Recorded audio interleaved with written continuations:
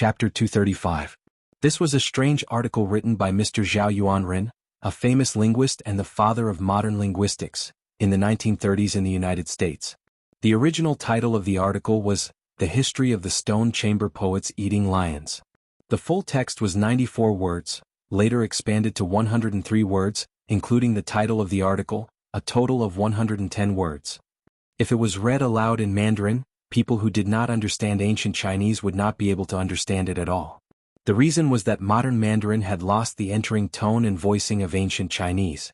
This was a classic that represented the breadth and profoundness of the Chinese language and Chinese characters. At that time, it had caused a great reaction. Now that it was taken out by Yang Qindong as expected, He Wenyuan and the others were speechless. They could feel the artistic conception of this poem, and it was very extraordinary. However, because Yang Qindong spoke too quickly and used the same words, they could not understand the essence of it from just one reading. It was precisely because they could not fully understand that at this moment He Wenyuan and the others were shocked. They stood there dumbfounded and did not know what to say. Isn't it too fast? You don't understand? It doesn't matter, as long as you humbly ask for guidance, I can write down what I just said and take it back for you to study. As if he had already expected such a possibility, Yang Qindong had a very natural and even sincere smile on his face. However, no matter how you looked at it, these smiles seemed a bit too fake, so fake that He Wenyuan and the others felt a sense of shame. In a feudal society where everything was inferior and only scholarly attainments were valued, scholars valued their reputation very much. Not to mention an important imperial court official like He Wenyuan, who was originally a heavenly official of the Ministry of Personnel. Who knew how many students he had all over the world? How could such a person be willing to bow his head so casually? If you asked him to bow his head in front of everyone and ask for guidance from a young boy who was not even 20 years old, it would be worse than killing him. He Wenyuan would not bow his head no matter what. At this moment he knew that Yang Qindong was humiliating him, so how could he fulfill the other party's wish? He raised his head with some difficulty, clasped his hands together and turned to leave. What I saw, Lotus, Water Dragon's Roar, White Lotus, and White Lotus had already defeated them, not to mention that there was also the history of the Shi family eating a lion as the foundation. At this moment, they really didn't know what other meaning there was for them to stay here other than asking for humiliation. He Wenyuan and the others left just like that. When he came with such fanfare and was full of confidence. But when he left he was so straightforward and so dejected. It was really satisfying. Once these troublemakers left, there was nothing left to watch. Many people also left because of this. However, there were also some scholars who stayed. At this moment they looked at Yang Qindong with shining eyes and shouted, Duke Zhongdan, can you write down the history of lion-eating Shi, for us scholars to admire? One person shouted. Soon many like-minded people followed and shouted, expressing their strong desire for knowledge. Unfortunately, Yang Qindong didn't agree. Instead, he shook his head and said, This duke understands your intentions. If you want the history of lion-eating Shi to be famous in the world, you must have Lord He and the others personally admit their mistakes. Otherwise, no one can force this duke to do anything. You should go back. If you have the time to stay here and talk to this duke, why don't you go and persuade Lord He and the others? If they are really thinking for the sake of all the scholars in the world, what's the big deal if they bow their heads once? It seemed like he was pointing out a path for everyone, but he just wanted to use them to put pressure on He Wenyuan. Since they dared to come to Yang village to find trouble with him, they should know the serious consequences of angering him. If he didn't punish them properly, others would follow suit. How could he calm down and do anything else? With Yang Qindong's firm attitude, the scholars who stayed behind knew that it would be difficult for them to take a turn for the better. They immediately cupped their fists and left. Then one by one they began to look for their classmates. First, they wanted to tell them what had happened today. Second, they wanted to see if there was any way they could find Lord He and the others and have them admit their mistakes. After all, such a masterpiece shouldn't be buried. It should be spread throughout the world. Soon most of the people had left. In the end, only Junko and her guards remained. Seeing that everyone had left, the guard captain, Kobayashi, was extremely confused. Princess, we should go back. If we are late, who knows how long we'll have to wait to eat in the immortal abode. Immortal abode? Kobayashi? Could it be that you've forgotten who founded it? The Yang village must have even better delicacies. Why should we give up what's near for what's far away? Junko was already curious about Yang Qindong. In terms of age, the person in front of her was only 4 or 5 years older than her. There wasn't much of a difference. However, in terms of literary talent and ability, he was far superior to her. Junko had been influenced by her father ever since she was a child. She had always been diligent in her studies. After learning about Japan, she developed a strong interest in the culture of the Great Ming Dynasty. After all, the Great Ming Dynasty was far more fertile than Japan. It was vast and rich in resources and had a much richer history. After coming into contact with the culture of the Great Ming Dynasty and learning about this country, she was quickly drawn in. She knew that this was a country filled with talented people. It was as if there was some kind of magic here. Every once in a while, when the country entered a period of weakness or decline, an extremely powerful figure would appear. That person would step forward to restore order and revitalize the country. They would become even stronger and become a powerful country revered by all. This was the path that Japan had to take. Gradually, Junko was no longer satisfied with her studies. She came to the Great Ming Dynasty just when her father wanted to use the power of the Great Ming Dynasty's marriage to strengthen his ruling power. In Japan, although Junko was still young, she was already famous. Many people even called her the first beauty and the most intelligent woman in Japan for hundreds of years. For a girl to have an angelic face meant that she had endless wealth, not to mention that she was so smart and knowledgeable. If she stayed in Japan, she would have achieved something in the future. However, she didn't do so. Instead, she chose to come to the Great Ming Dynasty. Even if she knew that by doing so, she might have to live with a person she didn't like and didn't know. However, she still didn't regret it. This was because she admired the culture of the Great Ming Dynasty. Now, knowing that the marriage with the Great Ming Dynasty's imperial family might be difficult to continue, Junko's goal this time no longer existed. It was impossible for her to say that she wasn't disappointed at all. But now she met Yang Qindong, the youngest upstart in the Great Ming Dynasty. He was the youngest person to become a duke with his own hands. His performance just now was so free and easy. He was so smart and knowledgeable. Wasn't such a person the kind of person she wanted to know and find? At this moment, Junko suddenly had an idea. That was, she wanted to stay. She wanted to get in touch with this loyal duke of the Great Ming Dynasty. She wanted to see if he was really talented or just an ignorant and incompetent playboy. If it was the former, she wanted to see if there was anything worth learning. If it was simply to see if she could accept him for her own use. If he was really capable and could play a big role in helping her father, this trip to the Great Ming Dynasty could be considered to have some gains. Of course, Yang Qindong wouldn't accept her, but Junko never worried about this. In her opinion, she was so beautiful. In Japan, even men who were about the same age as her father, or even a lot older than her father, couldn't help but show a greedy look when they saw her. This was where her charm lay. She firmly believed that Yang Qindong would be like other men and would comply with all her requests. After telling the guard captain Kobayashi that she wanted to stay here for a while, Junko strode forward and turned around. She chased after Yang Qindong, who was walking towards the courtyard of the Yang family manor. "Loyal Duke, please wait." The voice of an oriole spread out along with the wind. Yang Qindong, who was striding forward, felt a slight vibration in his ear. His footsteps slowly stopped. It was said that one could recognize a woman by smelling her fragrance, but at the same time, some people also said that a woman's voice was also a kind of name card. When a man heard a beautiful voice, he couldn't help but imagine what the owner of the voice would look like. Just like now, Yang Qindong, when he heard this voice, he had an urgent idea to see what kind of woman could make such a beautiful voice. His footsteps stopped and his body slowly turned around. When he looked up, his eyes just happened to meet with Junko's gaze. Junko was more than 1.6 meters tall. Perhaps because she was still young, her figure was slightly petite, but it made her have the gentleness and grace of a woman in the Great Ming Dynasty. She had a lock of beautiful hair that fluttered in the wind. Her eyebrows were slender and long, and her eyes were full of charm. Her nose was straight, and her cheeks were slightly flushed. Her lips were tender and alluring, and her dimples were as white as snow. Her skin was as white as jade, and her skin was as white as jade. On her oval face, her eyes were quick-witted, and there was another kind of moving charm in them. At this time, Junko was looking at Yang Qindong with a smile. Her smile was so pure and so clean that Yang Qindong couldn't help but have a feeling that she was an angel in the world. This was the first time Yang Qindong saw Junko, and he had to admit that he was indeed shocked by her beauty. Standing there, he showed a rare look of loss of self-control and stared straight at her for 3 seconds. Chapter 236.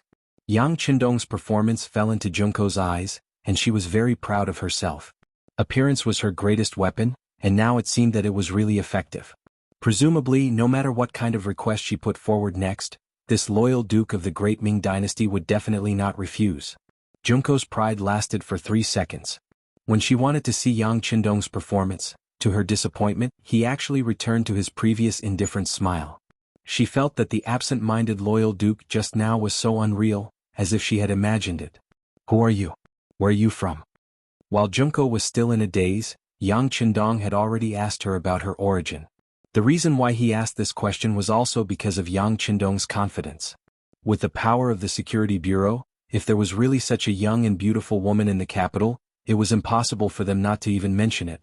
Although he had never ordered Yang Qindong to collect beautiful women, if there was such a woman, Yang Qindong believed that his subordinates would definitely report it.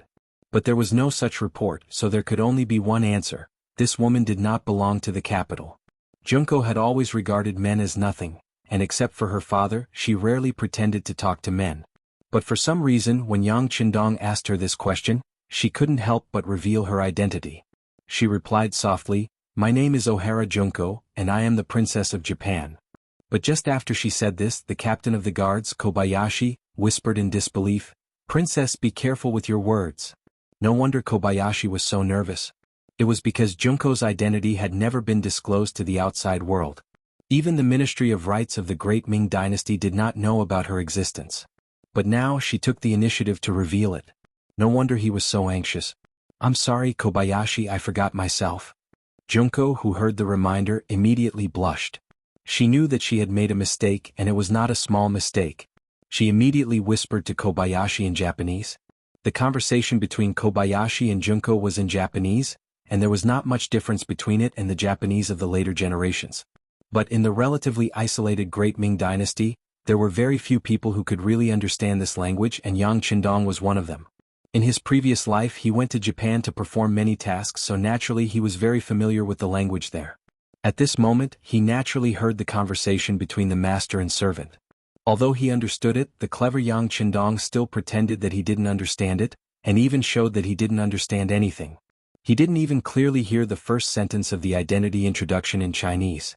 "What did you say, Junko? What a strange name. Where are you from? Who are your parents?" When Yang Qindong asked like this, it could be noticed that Junko's face instantly relaxed a lot. Junko only heard her name and didn't understand the identity introduction. At the same time, she quickly thought of another identity and said, "I'm a businessman from Japan, an ally of the Great Ming Dynasty. I've long heard that the capital of the Great Ming Dynasty is so prosperous, and I always yearn for it. This time I came out to see the world." Soon, she fabricated an identity, and it was half true and half false, which was no problem for most people in the Great Ming Dynasty. But in the end, she underestimated Yang Qindong too much. Not to mention whether the Security Bureau could find out her true identity. For a loyal man who knew Japanese, what secrets could she have in front of him? It's just that Yang Qindong didn't mean to point it out. Since the other party had intentionally concealed their identity, they must have other motives. Although he was curious, he still decided to get in touch with them and see if there were any opportunities for him to gain. Of course, whether this was related to Junko's beautiful appearance, only the sixth young master Yang himself knew. It turned out to be a foreign friend. Hee, it's this official's eyes that are blind. As you said, the capital of the Great Ming Dynasty is indeed very prosperous. Since you're here, you should take a good look. But forgive this eunuch for being busy, so I won't accompany you," Yang Qindong said with a smile. After saying this, he turned around and left. Yang Qindong's performance, in addition to being polite, also had a trace of unfamiliarity, which made Junko very unhappy. All along, men in her eyes were just lives that only had desires. As long as she wanted, she could summon them at any time and send them away at any time. How could there be someone like Yang Qindong, who didn't seem to be moved by her appearance and took the initiative to keep people 1,000 miles away? Maybe it was because he was not convinced, or maybe it was because he wanted to prove something. Junko unexpectedly said, "Great Ming Dynasty's loyal duke, you just said the history of lion eating too quickly. This little girl didn't understand it very well. I don't know if you can ask for advice? This little girl actually admires the loyal duke very much." While speaking, Junko also showed a shy look as much as possible. This was what she learned from the concubines in her father's imperial palace. Although she looked down on that kind of woman from the bottom of her heart, she had to admit that in order to survive, sometimes their special performance was indeed worth learning. "Oh, You, a girl, are also interested in the history of lion eating, sure? Yang Qindong, who had half of his body turned around, suddenly raised the corner of his mouth at this moment. He deliberately showed an attitude of isolating the other party in order to change from passivity to initiative. Women, sometimes beautiful women, were so strange. The more you took the initiative, the more unwilling the other party would be to pay attention to you. On the contrary, if you ignored the other party would look at you differently. Just now, Yang Qindong deliberately showed a different attitude, and sure enough, Junko was hooked. Since the other party had such a request, Yang Qindong, who wanted to know the other party's purpose, naturally wouldn't be polite. Yes, Great Ming Dynasty's loyal duke, this little girl is indeed very interested in the history of lion eating, sure. Seeing Yang Qindong turn around, Junko immediately showed a confident look. You can call me Dong Shui like others. Since Junko is interested, why don't we talk about it in the manner? Yang Qindong politely maintained a smile, and then made a gentlemanly gesture. Seeing Yang Qindong's invitation, Junko was very happy, and even lowered her head shyly. She knew that such an approach would be very lethal. Thank you, Dong Shui. Junko agreed and strode toward Yang Qindong. Shaolin and the other bodyguards followed closely behind him, but when they arrived at the gates of the Yang Manor, Hu Mang, who had always been by the sixth young master's side, suddenly stretched out his large hand and blocked Shaolin and the others. He then said in a heavy voice, "The manor is an important place and is considered private property. Outsiders are not allowed to enter without permission. It would be best if you all stood guard outside." Shaolin was a little dissatisfied that the princess wasted her limited time in such a seemingly ordinary manner. Now that he heard that he and others were not allowed to enter, how could he be willing to comply? He immediately widened his eyes, looked at Tiger's Mane and said loudly, "Baka. What do you want to do?" Although Tiger's Mane did not understand Japanese and did not understand the meaning of this sentence, he could see that Shaolin was angry. He immediately glared back at him with an unyielding look. As soon as Tiger's Mane got angry, the tall Beta Persei directly took a step forward, almost sticking to Shaolin. Then, with his unique height, he stared at Shaolin condescendingly, as if he was ready to attack at any time. Not only Beta Persei, but even Yang Wu as well as Lung Feng of Chiu V's first guard, also looked ready to attack at any time. The originally harmonious atmosphere became a lot more tense because of Shaolin's words. A murderous aura filled the place, and even Junko, who did not know Kung Fu, felt a chill. Junko didn't understand why she felt this way, but she was smart enough to know that she didn't have any advantage right now. She immediately scolded Kobayashi in Japanese, "Kobayashi-kun, this is not Japan, nor is it the palace. Please control your temper and personality. Princess, they don't let us in. What if someone wants to harm you? Won't it be very dangerous?" Shaolin replied, not to be outdone. In Japan, seniority was still very important. Shaolin was just a guard captain. Logically speaking, he should not talk to his master like this. But when it came to the other person's life, he did not have to worry so much. It was because Junko knew this that she did not blame Shaolin. On the contrary, she also thought that it was indeed too risky to enter Yang village alone. After a slight hesitation, she nodded, "Well, you are right. Let's leave." After Junko finished talking to Kobayashi, she looked at Yang Qindong and said with a beautiful smile, "Dong Shui, I'm very sorry. My servant reminded me that I have something important to do. I think I have to leave first." She even knew the name of the servant.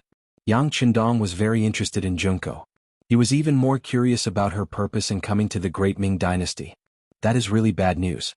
But since Miss Junko has something important to do, I won't delay you any longer, please. Thank you, Dong Shui, for your understanding. If there is a chance, I will definitely come to visit Dong Shui. Junko said very politely. There will definitely be a chance. Yang Qindong said with incomparable certainty. Of course, in Junko's eyes, it was hard to say whether this person was too arrogant or not. Finally, Junko left with Xiaolin and 7 or 8 guards. She left Yangjia village. Yang Qindong's gaze followed them as they left. Even when they were out of sight, Yang Qindong still maintained the same posture as before. Chapter 237. Cough, young master, Miss Junko has left. Seeing Yang Qindong still standing there in a daze, although Tiger's Mane didn't want to, he still reminded him. Well, I know. Hearing this, Yang Qindong came back to his senses, but his face was as usual, without the slightest embarrassment. In fact, there was nothing to be embarrassed about because he wasn't thinking about Junko, nor her beauty, but the purpose of her visit. because in the history he knew, there didn't seem to be such a woman, but she still came, which could only mean one thing, that history has changed, and his advantage of foresight has gradually been lost. In fact, in history, although there was a person called Junko, she didn't come to the Ming Dynasty. At that time, although the Ming Dynasty defeated the Walla, it was a narrow victory, and such a record certainly didn't attract the admiration and respect of others, so Junko didn't come to the Ming Dynasty. All of this changed because of the appearance of Yang Qindong. Tiger's Mane informed the Security Bureau to investigate the Japanese diplomatic mission, if necessary, spend a lot of money to buy one or two people. It was precisely because he knew that the advantage of foresight was gone, that Yang Qindong needed to deal with everything carefully. "Young master, don't worry," Tiger's Mane said confidently. In their eyes, a small country like Japan was just a pirate, not worthy of being treated seriously. This was all because he didn't know that the invasion of Japan would happen hundreds of years later, and he didn't know what kind of ambitions the country on this island would have in the future. But Yang Qindong knew instinctively he never underestimated this country and its people, so he paid special attention to anything related to them. With the order of the sixth young master, the Security Bureau quickly and effectively operated. Soon, they bribed a cook from the Japanese diplomatic mission with a large sum of money. From the cook, they not only learned about Junko's situation, but also made a rough outline of the political situation in Japan. The information was sent to Yang Qindong's study early the next morning, and after the sixth young master spent a lot of effort to deal with Hu Yen and the other girls, he saw the latest information on the table. Junko's appearance naturally couldn't be hidden from Hu Yen and Xiao Yin, the two girls who stayed in the manor. In fact, Yang Qindong didn't need to hide it from them. It was precisely because of this that Hu Yen and Xiao Yin felt a sense of crisis when they heard that a beautiful girl, who was only 15 or 16 years old, had appeared outside the Yang family manor and met with the sixth young master. After some discussion, they immediately notified Madame Shui and Madame Xiang, who were still in the capital, who were editing the program.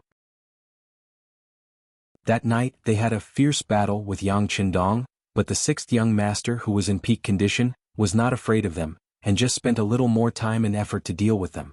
In the morning, Yang Qindong saw the information on the table, and it gave him a general understanding of the current situation in Japan, and at the same time he quickly came up with a way to deal with it. Once, the non-mainstream crosstalk actor Guo Digang said, "Give me 3,000 urban management and I can flatten Tokyo." Yang Qindong also had such a dream, but it could only be a dream.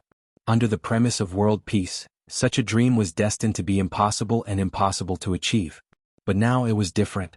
Although it was still the same world, it was hundreds of years earlier, and the world had not even experienced the First World War.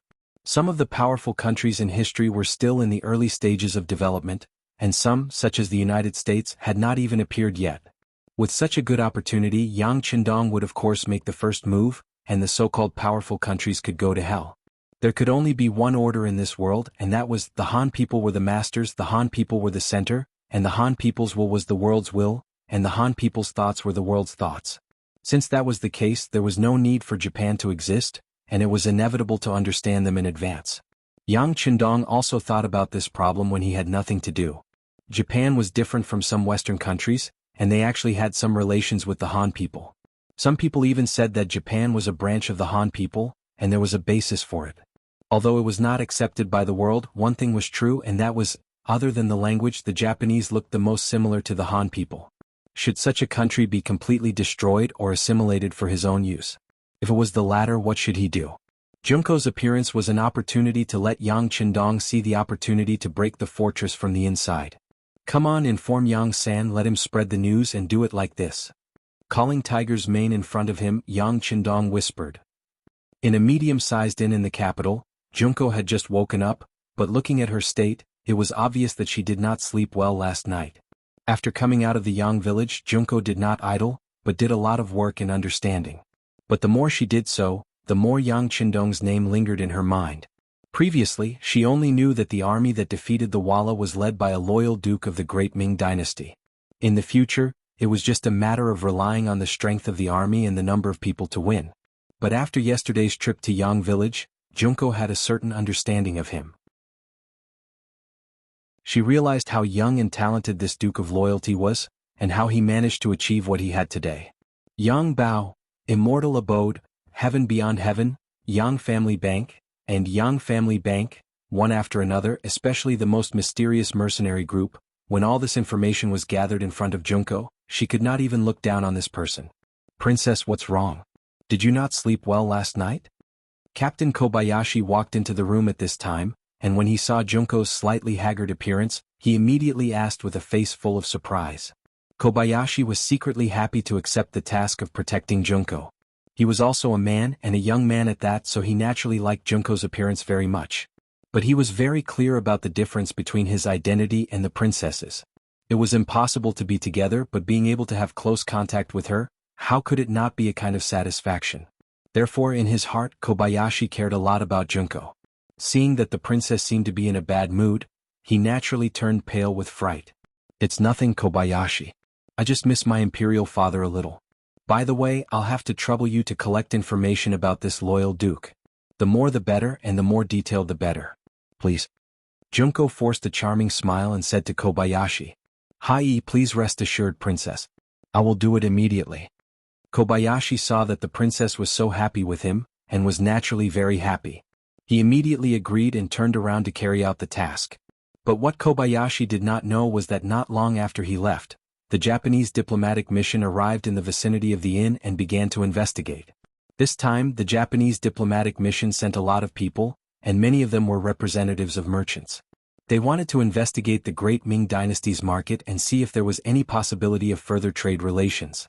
While deepening the understanding between the two countries, it would also enrich the Japanese economy. After all, a small country like Japan almost had to buy many things from outside. This gave Junko an opportunity. After spending a lot of money to get a place, she disguised herself as a man and hid in the diplomatic mission. Logically speaking, she was not discovered all the way. Now that she had successfully arrived at the Great Ming Dynasty's capital, the possibility of being discovered was even smaller. But all of this was ruined by the appearance of Yang Qindong. Not long ago, the head of the Japanese diplomatic mission, Aoki Yuki, received an important message from his cook. It was that the daughter of the Emperor Ohara Junko had arrived in the Great Ming Dynasty and was walking around with ominous intentions. When he received this news, Aoki Yuki's face was naturally full of disbelief. He was the confidant of General Ashikaga Yoshimasa, which was why he was able to get such a good job.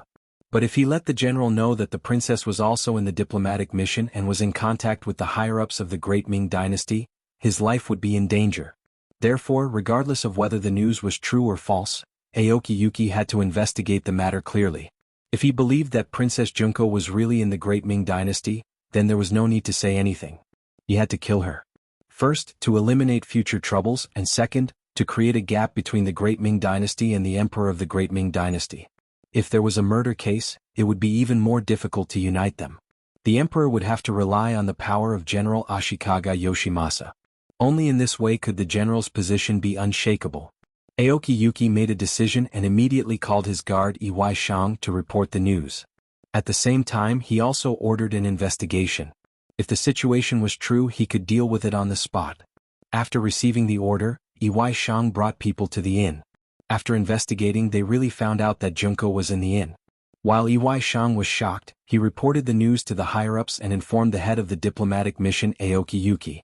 After some discussion, they decided to take action while it was dark. They had to kill Junko and the others in the capital of the Great Ming Dynasty.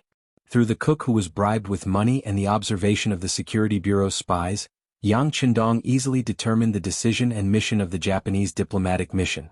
He immediately laughed. Very good, the young master naturally won't let go of the opportunity. A hero saving a beauty? This young master likes it very much. Immediately after Yang Qindong sighed, he also made a careful arrangement. In the evening, Shaolin, who had been running around all day, rushed back with a few guards. According to the instructions of Princess Junko, they collected a lot of information about Yang Qindong.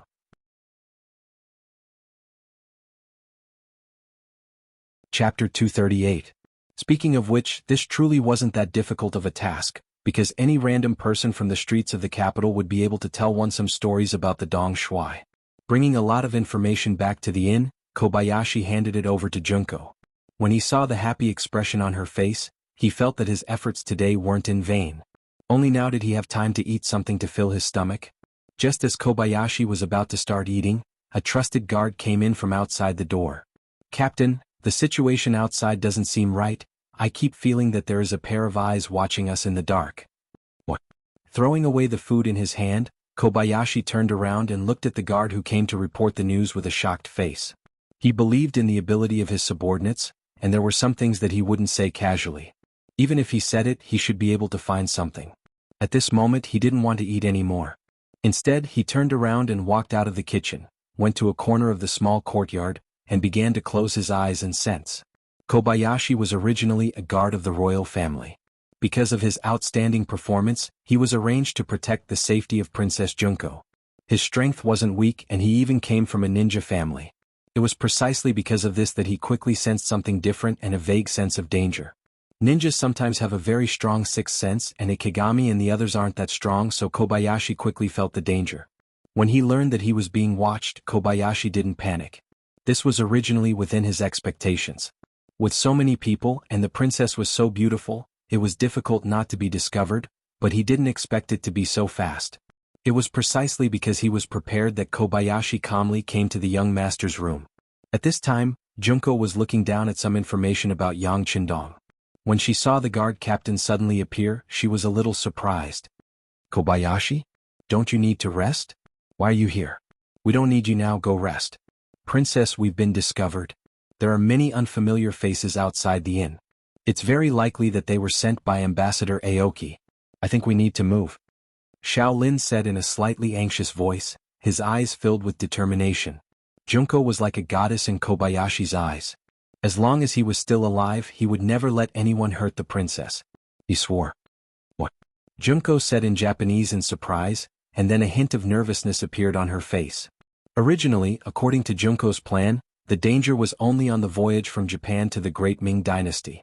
As long as she safely arrived at the Great Ming Dynasty, she could reveal her identity and then propose marriage to the Great Ming Dynasty's emperor. At that time, whether she chose a prince or even the Great Ming Dynasty's emperor, she would not have to worry about her safety. However, because she had no understanding of the situation in the Great Ming Dynasty, she didn't know until she came to the capital. Although the Great Ming Dynasty's emperor had a prince, he was still in his infancy and it was impossible to arrange a marriage. As for the Great Ming Dynasty's emperor Zhu Qiu, although he was very young, he didn't have any deep foundation. In addition, there were many concubines in the palace. Even if he wanted to arrange a marriage, it would be difficult for him to provide any help to Japan in a short time. Not to mention that the Great Ming Dynasty was now ruled by two emperors. She hadn't even solved her own problems. It was even more difficult to get support. The marriage didn't seem to be feasible, so Junko didn't immediately reveal her identity, which also made her safer. Now that the opponent finally came to her door, how could she not panic?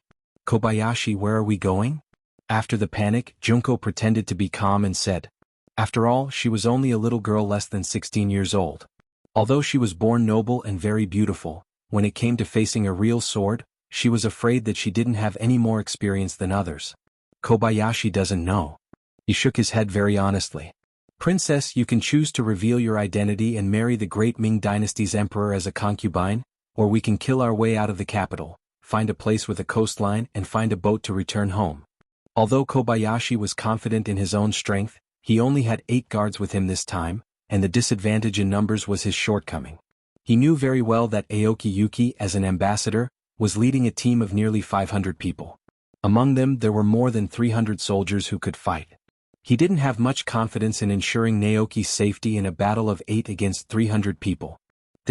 Let me think about it. Junko didn't expect the choice to come so quickly, and she couldn't make a decision for the time being. After all, this was related to her marriage. The man a woman chose was often related to her life's happiness, so she had to think about it. Princess, there's not much time left.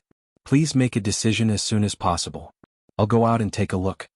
Kobayashi didn't want Junko to make the first choice. No man would be able to accept the idea of giving away their goddess. But he couldn't guarantee that the princess could leave safely, so he was in a dilemma. He might as well not participate and let the princess make a wise decision. Some decisions weren't so easy to make. While Junko was still in a dilemma, Kobayashi once again entered the room without permission.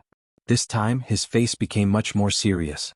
Princess, it's already dark and they're about to make a move. There are enemies at the front door, back door and side door of the inn. I'm afraid we'll have to kill our way out. Kill our way out? Will we die? Junko's nature as a young girl finally revealed itself. After all, she was still young and few people wouldn't be afraid in the face of death. Junko's expectant expression made Kobayashi's heart bleed. He didn't want to disappoint the princess, but he didn't have absolute confidence. He could only avoid the question and say, "Princess, as long as I'm still alive, I won't let anyone hurt you." The hidden meaning was that as long as Kobayashi was still alive, he would desperately protect Junko's safety. But what if he died? After Junko understood the meaning of these words, she nodded with a blank expression. "Well, then we'll rush out. If possible, we'll go to the seaside and find a way to return home." Junko finally made a decision, and that was to not marry the great Ming dynasty. Every woman had her own dreams, not to mention a girl like Junko who had been high and mighty since childhood. She might have more pursuits for marriage, but her man was destined to be different from the rest. He was destined to be the strongest in the world. After Junko decided not to marry the great Ming dynasty, Kobayashi's face lit up with joy. For him, even if they couldn't live together, being able to die together was a very happy thing. After unifying the goal, Junko first changed into a set of black clothes that she had prepared beforehand. The loose clothes not only allowed her to hide better in the dark, but also allowed her to conceal her perfect identity. After everything was done, under the protection of Kobayashi, the group of 6 rushed out of the inn's front door. As expected of a guard who had once stayed in the imperial family, Kobayashi didn't choose to blindly attack. Instead, he sent 2 of his team members to rush out of the back door, and another 2 to rush out of the side door, creating an illusion that they were about to break out of the encirclement. Then he led the remaining 4 guards to protect the princess from the front door. The reason why they chose the front door was because it was on the street. From here they could see the soldiers of the military office patrolling the area. Although these people might not necessarily help them, they could at least deter the enemy. Under the leadership of Kobayashi, the 6 people rushed out of the inn's front door. What greeted them was a rain of short arrows. He saw Kobayashi holding a ninja sword and constantly waving it in front of him. One after another, the arrows hit the blade, making crackling sounds before falling to the ground. "Hurry up and rush out." Seeing that the enemy had even used bows and arrows, Kobayashi knew that the situation was more serious than he had imagined. These people had no scruples at all. They just wanted to kill the princess. A wave of arrows was blocked by Kobayashi and his team. The price they paid was that one of the guards was injured by an arrow and lost the ability to move quickly. However, at this time, Kobayashi didn't have time to check the injuries of his brothers. What he had to do now was to take advantage of the enemy's second wave of attacks to leave this place as soon as possible. The farther the better. "Follow me, rush out of here." Before he could finish his words, 4 figures suddenly appeared in front of him. They appeared like ghosts and then 4 ninja swords slashed toward him. 4 ninjas. Facing such opponents, Kobayashi was shocked. At the same time, he stomped his feet on the ground and jumped into the air. He shouted in Japanese, "Protect the princess." Kobayashi couldn't help but be surprised. He originally thought that Ambassador Aoki Yuki only sent samurai.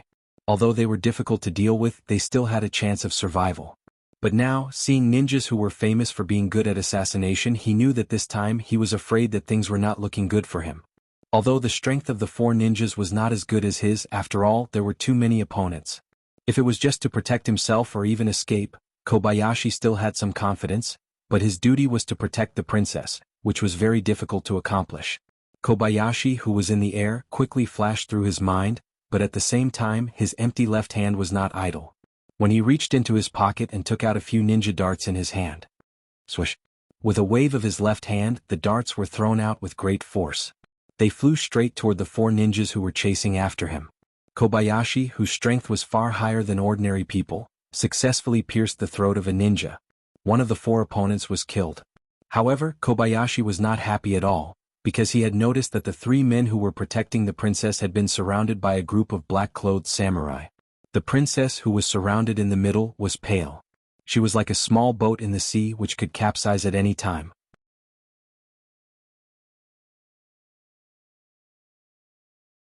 Chapter 239. The situation was so dangerous that Kobayashi, who could have continued to fight in a guerrilla style, gave up his advantage. Instead, he rushed into the crowd on the street and then rushed to the left and right, killing 3 Japanese samurai in a row.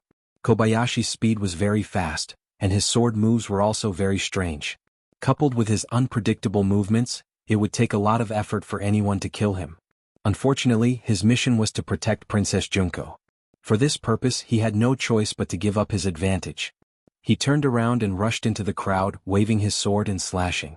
The sudden addition of Kobayashi did indeed relieve the pressure of the 3 guards protecting Junko, but as more and more men in black rushed over from the back door and the side door, Kobayashi knew that the 4 men he sent to the east and attack in the west were probably dead, and it should be his turn next. The 3 guards, plus Kobayashi and Junko, were surrounded by 40 to 50 black-clothed men. Longbows and short swords rained down on them, and in less than 30 breaths of time, 2 more of the 3 guards fell. Finally, only Kobayashi, the princess, and the last guard were left. "Captain, I'll fight with them. Please protect the princess and rush out." The last guard saw no hope. After shouting at Kobayashi, he rushed out. However, when he was still halfway out, his chest had been hit by 3 arrows. Then, with his eyes wide open, his body leaned back and fell heavily to the ground. Ah! Seeing the death of her bodyguard at such a close distance, Junko, who had always been calm, finally screamed out in horror. In the dark night, her cry was like the cry of an oriole. It was so different and so amazing. Who is it? Perhaps it was because of the shout, or perhaps it was not time for her to die. A thunderous voice sounded, and suddenly, a group of people appeared on the other side of the street, slowly approaching. Captain Ikase, who was leading the team, saw that the target was close at hand and the mission was about to be completed. Suddenly, another group of people came from behind. His eyes showed that he was unwilling to give up. "Come on, rush up, kill the target and then retreat." Ikase thought that there was still some distance between the 2 sides. As long as he was given time, killing the princess and Kobayashi was just a matter of raising his sword. Qishang's idea was not wrong. At a distance of a few dozen meters, he did have the opportunity to make a move. Unfortunately, he didn't know who was approaching in the dark. If it was daytime and he could see the luxurious carriage clearly, he wouldn't think so. For no other reason than the fact that the owner of this luxurious carriage was known to everyone in the capital. The Duke of Loyalty, Yang Qindong. It was Yang Qindong who was passing by. As for whether it was intentional or not many people knew. The important thing was that Yang Qindong had indeed appeared here and allowed his servant, Beta Persei, to yell at him first. But after he shouted, the other party had no intention of stopping. This infuriated Beta Persei. "Young master, these people won't listen to our advice. Should we attack? Please give the order." Yang Qindong's emotionless voice came from the luxurious carriage. Standing on the street were all Japanese samurai and ninjas. He wouldn't feel the slightest bit of heartache no matter how many of them died, nor would he show any mercy. Standing on both sides of the carriage, a row of Lung Feng had been waiting for this order for a long time. When they heard the word 6th young master, the 30 people of Lung Feng started a shooting competition by themselves. The reason why it was called a competition was because the 3 classes were competing with each other to see who could achieve more. Bang bang bang. In the dark night, the sound of gunshots was so deafening and earth-shattering. Along with the sound of gunshots, a dazzling red light flashed like a meteor, and the Japanese samurai standing dozens of meters away fell to the ground one by one. "Princess, get down." Seeing the red light coming, Kobayashi instinctively hugged Junko and threw himself to the ground. But he didn't know how superfluous this action was. The Lung Feng had already received the order not to hurt the princess. With night vision goggles, how could they hurt Junko in the dark? Bursts of gunshots sounded like firecrackers being ignited. After 2 waves of continuous attacks, there were no more samurai standing on the street. In a short time, except for a few people like Ikigami who reacted very quickly and escaped at the first time, the other Japanese samurai present on the scene were all killed. Clean up the battlefield. Seeing that the scene became silent after a burst of gunshots, Tiger's Mane replaced Yang Qindong and shouted the order. For a time, 30 Lung Feng and Chiu V's first guard began to move forward in a searching manner. In the process of moving forward, there were gunshots from time to time. Whenever they found someone who was not dead, the Lung Feng automatically fired a shot. This also depended on the usual training and teaching. In Yang Qindong's words, most of the time, mercy to the enemy was cruelty to oneself. The sound of gunshots came from time to time, making the samurai who were injured but not dead show a determined look on their faces. Knowing that they couldn't escape death if they continued to hide like this, they stood up one by one, wanting to make a last stand. But such an action was not even a threat in the eyes of the Lung Feng. They were already prepared, so they only needed to keep pulling the trigger, and the samurai who stood out voluntarily became a ghost under the gun. At this time Junko was also lying on the ground. Although she was protected by Kobayashi, she was still trembling. She didn't know who was coming, and she didn't know what fate was waiting for her. She didn't even dare to think about it. Compared with Junko, who was scared, Kobayashi's heart was also flustered. He was very clear about the strength of these samurai and even some ninjas. But these people were so vulnerable in front of the people who came, he couldn't help but think, if it was him facing advanced firearms, how likely would he be to survive?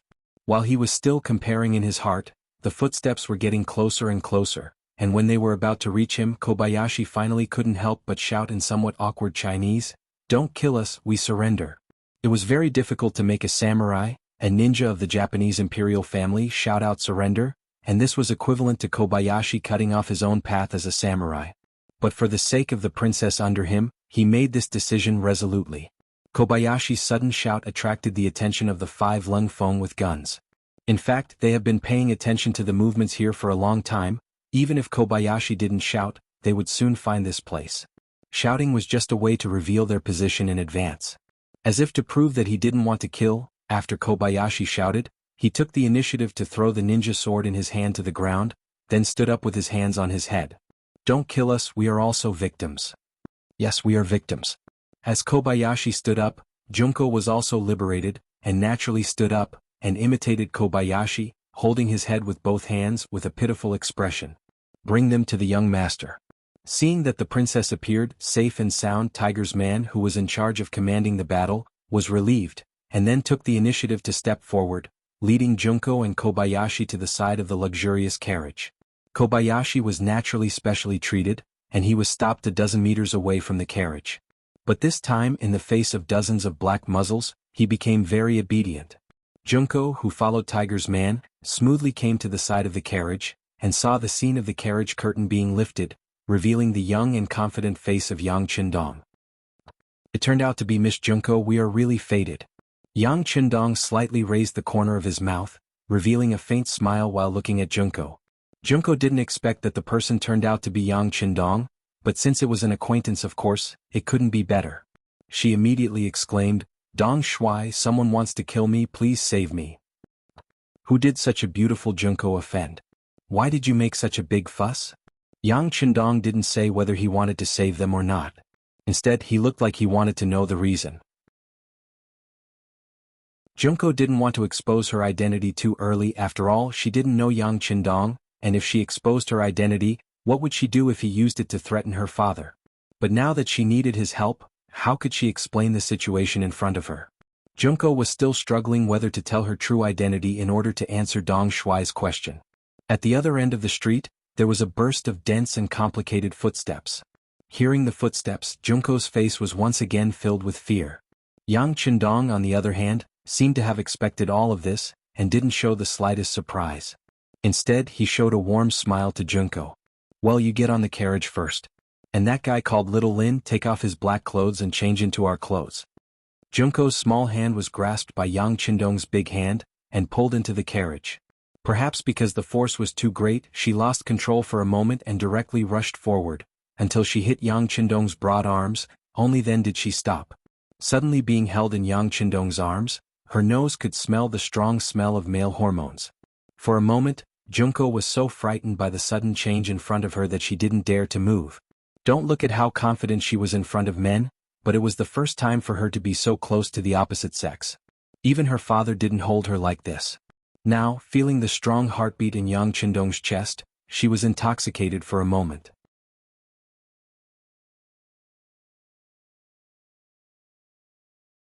Chapter 240. Yang Qindong didn't feel anything wrong. For Junko to throw herself into his arms, he just thought that he had used too much strength just now. This was caused by his underestimation of Junko's body weight. Junko still had a confused expression on her face as she hid in Yang Qindong's arms. A group of people had arrived in front of the carriage a dozen meters away. When these people saw the corpses on the ground and the smell of blood, they instinctively raised their short swords and spears in their hands. The atmosphere instantly became cold and solemn. "Who are you?" the general leading the group asked in a nervous tone. In his hand he was holding a fireball that could be fired into the air at any time. As long as the fireball was in the air, this area would quickly be surrounded by the Ming army. At that time even a mouse would find it difficult to escape. "Who are you?" Why don't you greet the Duke of Loyalty? Whose subordinates are you? Seeing more and more people in the night, Tiger's Mane was not afraid at all. On the contrary, he was full of energy and shouted loudly. This shout also caused Junko, who was in the luxurious carriage, to tremble. She couldn't help but put more strength into her hands. Her hands that were holding Yang Qindong's waist tightened even more. Don't be nervous, nothing will happen. Feeling Junko's nervousness and fear, Yang Qindong stretched out his right hand and patted her back gently. That magnetic voice was like the sound of nature pouring into Junko's ears, making her feel so warm and so reassuring. From childhood to adulthood, because of her identity, Junko didn't have much contact with the opposite sex. There were even fewer men who could give her a sense of security. It seemed that her father, the emperor, was one of them. Most of the time he didn't accompany her. Instead, he was always worried about the state affairs, so it became an extravagant hope for her to ask for her father's embrace. Now, lying in Yang Qindong's arms, feeling the strong and clear heartbeat, coupled with the sound that could make people feel at ease at this moment, Junko actually had a kind of intoxicated feeling. It was just like the old saying, it's not the wine that gets you drunk, but you get yourself drunk. On the street, Tiger's Mane's voice could be heard clearly.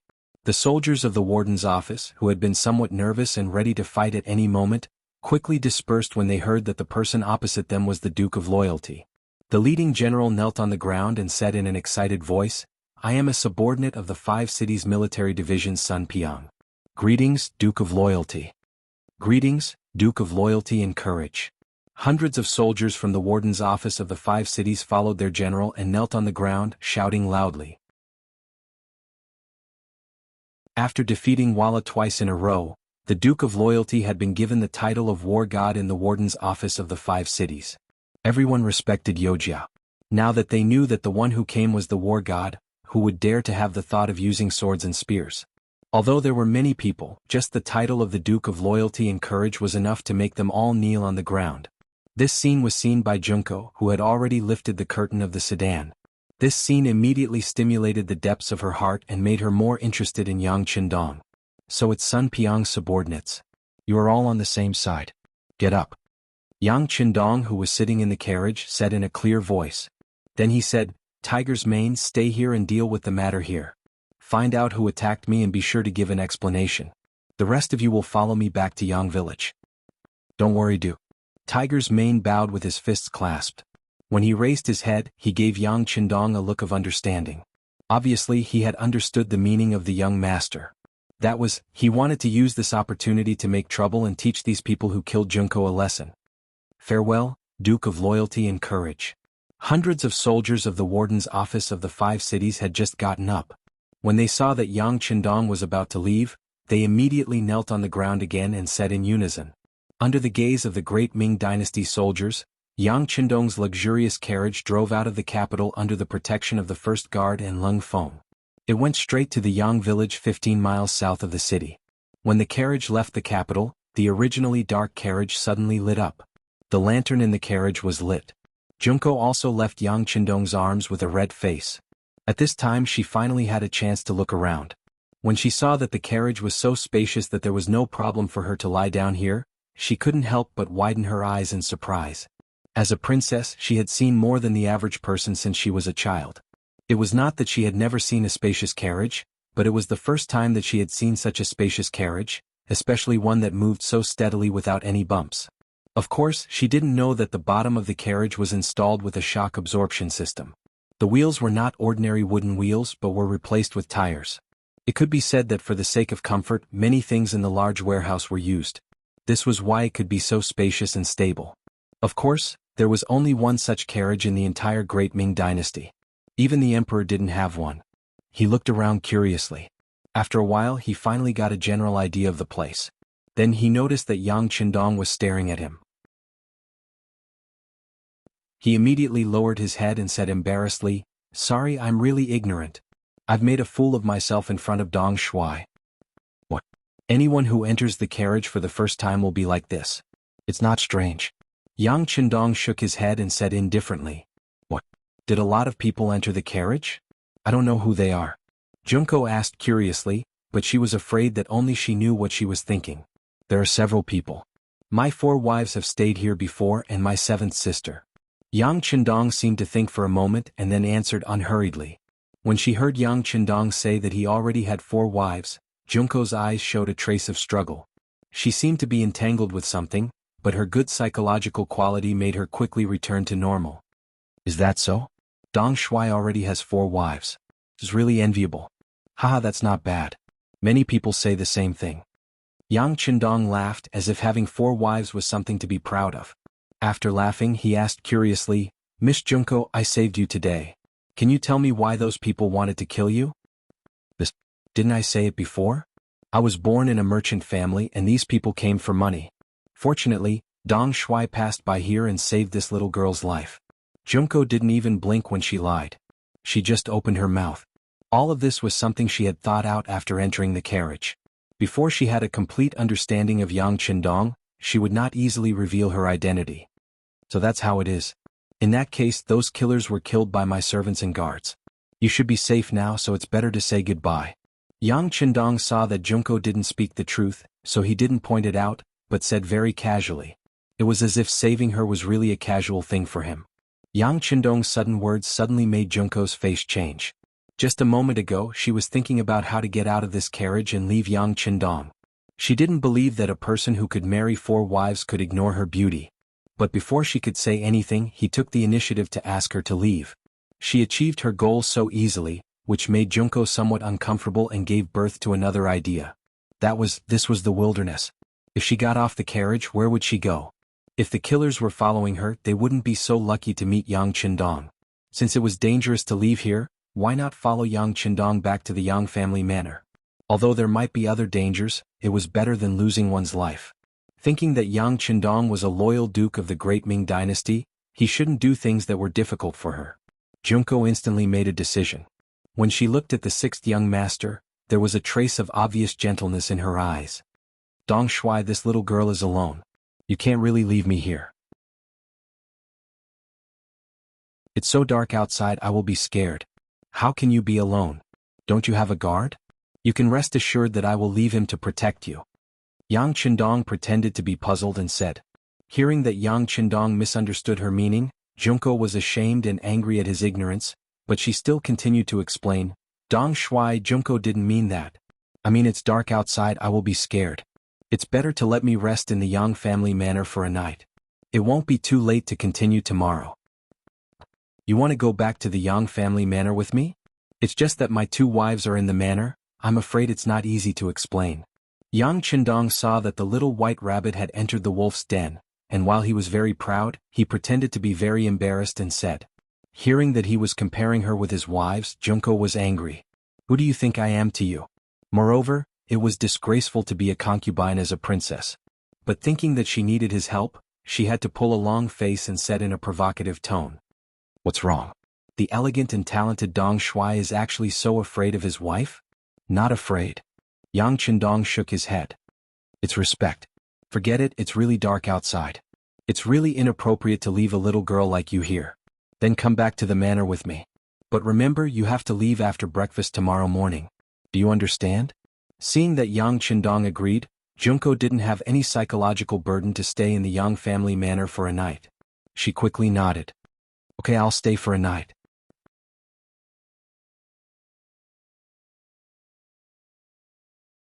Chapter 241. Junko's appearance at the moment was very cute, her big eyes sparkling. After Yang Qindong saw it, he secretly praised her in his heart and nodded. Okay, it's a deal. The carriage had no intention of stopping. Without any other orders from Yang Qindong, the large group of people smoothly entered the Yang village. As soon as they entered the village, Yang Qindong took the initiative to get off the carriage. Under the escort of Beta Persei Yang Wu and Qiu Vi, they went straight to the inner courtyard. Junko and Kobayashi were arranged to stay in the guest room in the outer courtyard. When Junko arrived at this new place, she was a little curious. However, because she had just been frightened and the sky was already dark, she felt tired. After entering the guest room, she simply washed her face and went to sleep. Soon she fell asleep. Kobayashi was a lot more alert. Although he fell on the bed, his 6 senses were not closed. But no one had any ideas about him, so his caution was unnecessary. In the study of the inner courtyard of the Yang village, Tiger's man had rushed back. He and the people of the 5 cities warden's office had dealt with the bodies of the killers. After finding out that the killers were actually Japanese warriors, they had already reported it. The next step was handed over to the Genie guards and the East faction guards to take over. They just needed to wait for the news. Good, you did a good job. It's already late. Except for the ones on duty, everyone else should go to rest. By the way, don't forget tomorrow morning's morning exercise. Not only can you not stop, but you also have to make a noise, understand? Yang Qindong patted Tiger's man's shoulder, and after thanking everyone for their hard work, he made some arrangements for tomorrow morning. After taking care of business, Yang Qindong returned to his bedroom. First Madame Hu Yan and second Madame Qiao Yin were already waiting for him. As soon as he entered the room, the two of them eagerly stepped forward to help him take off his clothes with great enthusiasm. Yang Qindong stood there and enjoyed the service of the beauties. After his coat was taken off, Hu Yan's careful voice sounded in his ear. Roku, I heard that the Japanese girl named Junko was brought back to the village by you, right? That's right. She was being hunted down tonight. My husband happened to pass by and saved her. Yang Qindong chuckled as he replied. How could he not know what Hu Yan and Xiao Yin were thinking? However, now was not the time to explain too much. He wasn't 100% sure how things would develop, and he wouldn't say anything if he wasn't sure. Hu Yan and Xiao Yin were clearly not satisfied with his nonchalant answer. However, as a married woman she couldn't say much. On the day they married Yang Qindong, they were already prepared to share it with others. After all, their husband was too outstanding. Such a person was destined to be extraordinary. Rather than having the time to be jealous here, she might as well take this opportunity to give birth to a child for him. This way she would have no worries for the rest of her life and would not have to worry about anything. Lu Lang, let us sisters serve you while you rest. After making up their minds, Hu Yan and Xiao Yin looked at each other and made a decision. Both of them began to lean toward Yang Qindong. Haha, good, then let's rest together. Yang Qindong was happy to see this. While laughing, he held the two women in his arms and then rolled to the side of the big bed. Compared to Yang Qindong's happy life, Aoki Yuki's was much more miserable. First, when he learned that Princess Junko had appeared in the Great Ming Dynasty, he was nervous and sent his guard, Ikari, to take action with ninjas and samurai. Originally he thought that he would succeed. But who would have thought that not long ago Ikari came back and said that he had failed? And this was not the most annoying thing. Then, the people of the embroidered uniform guard came and asked Aoki Yuki to follow them to the yamen on the grounds of assisting in the investigation. Although he had not been in the Great Ming Dynasty for long, he still had some understanding of the yamen of the embroidered uniform guard, which was the imperial court. Of course, Aoki Yuki refused. He even used the reason that he was an envoy of Japan to protest and oppose. If it was in the future, an envoy of a country would never be easily touched. Even if there was conclusive evidence, it would still need to be approved layer by layer. In the end, it was unknown when it would be done. But now, the Great Ming Dynasty was still prosperous and Japan was relatively weak. Of course, Aoki Yuki's protest would have no effect. Under the suppression of several burly embroidered uniform guard, he was quickly taken out, leaving the guard, Ikari, who was constantly stomping his feet. It was late at night and he did not have any better ideas. He could only think about bringing a large sum of money to the officials of the Ministry of Rights at dawn to see how to save his superior. But he did not know that the reason why the embroidered uniform guard acted so quickly was because the matter involved Yang Qindong. The name of the Duke of Loyalty was not only among the common people, but also among the people, the 5 cities' warden's office, and even the embroidered uniform guard. Just a while ago, because they offended this person, many eunuchs were threatened with their lives. Now that this matter was related to him, no one dared to take it lightly. At least, they had to take the suspect into custody first. They could not give the Duke of Loyalty a chance to flip out. As for the Ministry of Rights, needless to say, Hu Yan's grandfather was the minister of the Ministry of Rights. If the people there dared to do anything, it would be a strange thing. Of course, Ikari did not know all of this. He was waiting for the arrival of dawn in nervousness and apprehension. After the night, it was dawn. This was a truth that had never changed. When the sun of the new day shone into the room, Junko woke up. But just as she woke up, she saw 2 maidservants serving her in her line of sight. Miss, get up. Wash up first. In an unfamiliar environment, Junko, who had no opinion of her own, said obediently. Then she had the opportunity to enjoy the new toothpaste and toothbrush for the first time. Then it was the appearance of the soap. The fresh fragrance made Junko yearn for it. After washing her face and rinsing her mouth, the divine mirror appeared. The clear mirror reflected the most perfect side of Junko. Then came the new shampoo, the unforgettable perfume spray, and so on. Even the toilet paper was so soft. Junko was completely dumbfounded by all this. Originally, she thought that the life in the palace was luxurious enough. But compared with here, there was still a huge gap. The clothes were very fitting. Among them there was a shameful bra and other things. Wearing it was comfortable and showed off her figure.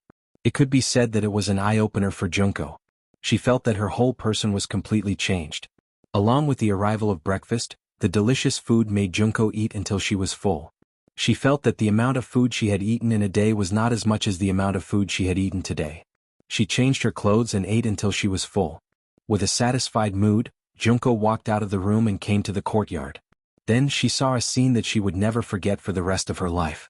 30 men wearing camouflage uniforms were waving shiny bayonets to practice assassination in the slightly cold morning weather. Their uniform movements made the 30 people's performance seem as if they were one person. Their performance was so uniform that it was as if they were one. But what was even more shocking was that the moment these people rushed out with their bayonets, they didn't make the slightest sound. Because of this, it gave people a terrible feeling. Whether it was practicing formations or weapons, they had to shout. Only in this way could they show their momentum. But these 30 people were doing the opposite. They didn't make the slightest sound during their training. That dull feeling made people couldn't help but give birth to a sense of oppression. It was this feeling that made Junko's chest feel tight and even suffocated. In the distance, the loyal Duke Yang Qindong, who was wearing a vest, was running quickly with more than a dozen people. This scene also made Junko, who was wrapped in a coat, surprised. One must know that the new year was coming and the weather was cold. Ordinary people couldn't wait to hide their hands and feet in a robe. But how could he wear so little? Not only Yang Qindong, but even the men around him were wearing the same clothes. They all exposed their arms and legs and ran behind Yang Qindong. Among the crowd, Junko also saw her guard captain, Shaolin. Shaolin was also in the team and he was also wearing thin clothes. Although he didn't expose his arms and legs like Yang Qindong, he was only wearing underwear. More importantly, he was running at the back of the team. Looking at him, he seemed to be panting to the point of exhaustion. Junko had some understanding of Shaolin's physical fitness. He was one of the best among the royal guards, but now he was at the very back of the team. He was 7 or 8 body positions behind Yang Qindong. This was something that no one dared to imagine. But now, everything was really happening. Junko covered her mouth with her hands in horror. At this moment she was really shocked. At the same time, Shaolin was also shocked. As a guard of the Japanese imperial family, and one of the best, Shaolin was somewhat conceited. It was difficult for ordinary people to enter his eyes. This proud personality made him walk around the village after waking up in the morning. This behavior was naturally stopped by the patrolling Lung Feng. As a warrior, if there was a disagreement, a fight would break out. In a 1-against-2 battle, Shaolin bravely fought the 2 Lung brothers. In his opinion, it should be easy for him to defeat his opponents, but it took him half a cup of tea's time to defeat the 2. At this moment, the other Lung Feng had already surrounded the place, which attracted the attention of the tallest man beside Yang Qindong, Beta Persei, who also rushed over. In a 1-against-2 battle, Shaolin still won. This made the other Lung Feng feel a kind of shame. They all rubbed their hands, wanting to fight to regain their face. Beta Persei, who was better at fighting, saw that Shaolin won because of his strange and flexible movements. This might be the advantage of ninjas, that young master said.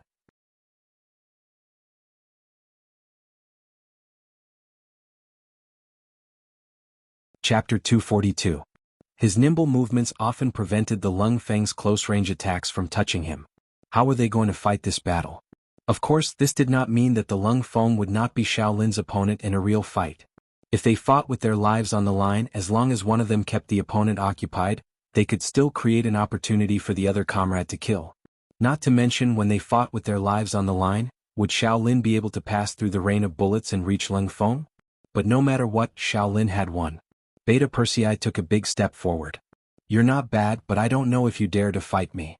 Of course, you've just fought and wasted some energy. To be fair, how about I let you use my left hand?" Beta Persei stood up and offered to use his left hand to fight Shaolin. This was an insult to a samurai. Shaolin would not back down. For the sake of a samurai's dignity, he readily agreed. The surrounding Lung Feng quickly moved aside, creating a large circle for the 2 of them to fight. When the 2 of them stood still, Shaolin made his move. He took a step forward and appeared behind Beta Persei. Then he threw a 1-inch punch at Beta Persei's waist. The speed of this attack was several times faster than when he was fighting against Cold Edge. This time the other Cold Edge members who were watching the show sucked in a breath of cold air. At this moment, everyone realized that Shaolin had not used his full strength. Beta Persei stood there motionless as if he did not notice Shaolin's attack. Only when the opponent's 1-inch punch was about to hit his waist and the distance was less than 15 centimeters, did he suddenly turn around and use his right elbow to block the 1-inch punch. Under Beta Persei's sudden counterattack, Shaolin only saw a blur in front of his eyes. Then he felt a sharp pain in his right fist. It felt as if he had hit a piece of iron. The strong rebound force forced him to take 3 steps back before he could regain his footing. Just as he regained his footing, a heart-piercing kick was aimed at his chest. Instinctively, Shaolin stretched out his fists to block, but his expression changed drastically upon contact. The power of this kick was so great that Shaolin couldn't block it even after using all of his strength. After being kicked, he flew backward until he flew for about 7 or 8 steps before landing on the ground with a loud crash. With just an elbow and a kick, Shaolin was sent sprawling on the ground. This scene naturally caused the other Lung Feng members to cheer loudly. Shaolin, who had been knocked to the ground, endured the pain from his arm and slowly stood up. You're just relying on your tall stature and strength. If we're competing in patience, you're definitely no match for me. You want to compete in endurance? Then why don't we run? I think this is a way to show off our endurance, right? A voice that wasn't very loud, but just loud enough for everyone present to hear clearly rang out. Listening to the voice, everyone saw Yang Qindong, who was wearing a vest and shorts, walking over with Tiger's mane Yang Si, Yang Wu, Yang Lu, Chiu Vi and other members of the first guard team. Hello, young master. As soon as Yang Qindong appeared, all the Lung Feng members stepped forward to greet him, and they all stood up straight, looking very energetic. Good morning, everyone. Yang Qindong said to everyone with a smile, then walked to Shaolin's side. If you want to compete in endurance, this young master is going to run now. You can try to keep up with me. As long as you can surpass us, it proves that you are stronger. How about it? Hearing that there is going to be a running competition, and it was Loyal Gong who took the initiative to mention it, Shaolin was immediately overjoyed. In the past, when ninja training, the requirements for speed are very strict, and there are also extremely strict requirements for endurance, so running is also a common thing. Now that someone is competing with him in this direction, he won't be polite. He immediately agreed. Okay, I hope that Loyal Gong won't act shamelessly when you lose. Don't act shamelessly. Remember, if you really lose, you have to admit your shortcomings, ha ha ha. Yang Qindong, who looked up to the sky and laughed, said to Shaolin, then he took big strides and began his morning run. Except for Lung Feng, who needs to train assassination, the other brothers followed Yang Qindong and began to run all the way. It's not accurate to say that they are running. It's far less specific than running. Because there was no intention of slowing down from the beginning, Yang Qindong, who took the lead, took big strides and accelerated his speed. Shaolin is indeed a little uncomfortable with Yang Qindong's running method. But he is not afraid. In his view, this is just Loyal Gong trying to show off, trying to pull away from him and make him completely lose confidence. And as long as he can keep up with the other party's pace and rhythm, the other party will be powerless in the later stage, and at that time, it will be time for him to overtake. With this thought and confidence, Shaolin also shook off his arms and took big strides to keep up. And this time he ran a full 6 laps. Each lap is 400 meters, and 6 laps is a distance of nearly 5 miles. His footsteps have been maintained at a constant speed, and Shaolin, who followed behind, did not notice that Loyal Gong is tired. This development is completely different from what he imagined. Shaolin used all his strength to keep up and began to take off his clothes. Originally, because of the weather, he was tightly wrapped, but now he began to take off his coat. After a while, only his underwear was left on his body. But even so, he still felt hot. The most important thing is that the distance between him and Yang Qindong is getting farther and farther. After another 6 laps, he has already run 5 kilometers. Shaolin felt that he has reached his limit, but when he looked at Yang Qindong, his expression still didn't change and his footsteps were still light. At this moment, if Shaolin doesn't know how powerful Yang Qindong is, then all his years of learning martial arts are in vain. At this moment, his heart gave birth to the idea of admitting defeat. And at this time, Junko appeared and saw this scene in front of her. The appearance of the goddess in Shaolin's heart seemed to have suddenly poured strength into him. His legs, which were originally as heavy as iron and lead, regained their strength. He began to exert his strength to chase, and he actually overtook the two guards. Yang Qindong, who was running in front, felt the change behind him. The corner of his mouth just smiled slightly, and then he also began to accelerate. The moment he exerted his strength, Shaolin, who saw a glimmer of hope, was left behind by 7 or 8 meters. The distance between the two sides continued to increase, and finally Shaolin couldn't see any hope. At this moment he knew that he was defeated, completely defeated. When a person's heart has no hope and fighting spirit, sleepiness and fatigue will all surge into the body. Shaolin, who felt that his feet were getting heavier and heavier, finally insisted on running half a lap, and finally fell to the ground with a plop, unable to stand up. After Shaolin fell, a guard quickly came forward and helped him up. Then, a big bowl of steaming meat soup was sent to his mouth, and he was poured into his mouth. After a while, Shaolin exhaled a mouthful of turbid air and opened his eyes again. He's fine. Send him to rest first, and at the same time, give him a nutritious meal. After seeing Shaolin open his eyes again, the expression on an experienced guard's face relaxed, and then he gave his suggestion to the other guards. Shaolin was carried away, and on the other side Yang Qindong also finished running 10 kilometers with his brothers. After stopping, they didn't immediately rest. Instead, they did all kinds of exercises such as kicking, bending, boxing, jumping. Junko didn't know whether it was because of an illusion or some other reason, but she kept feeling that Yang Qindong's body was as light as a swallow at this moment. After a stick of incense worth of exercise, Yang Qindong ordered, "Go take a bath first, then we'll have dinner." Immediately, everyone dispersed and went to the bathhouse in the outer courtyard of Yangjia village. When everyone passed by Junko, no one even looked at her, as if she was nothing but air. If it was before, Junko, who was usually ignored by others, would definitely be annoyed and embarrassed. But now she couldn't get angry at all because at this time Yang Qindong came to her side. "I'm sorry, your guard is too competitive, so I taught him a little lesson. But don't worry, he will be fine. After this training he will only become stronger. By the way, I'm also sweaty, so I need to take a bath first. And do you want to join me?"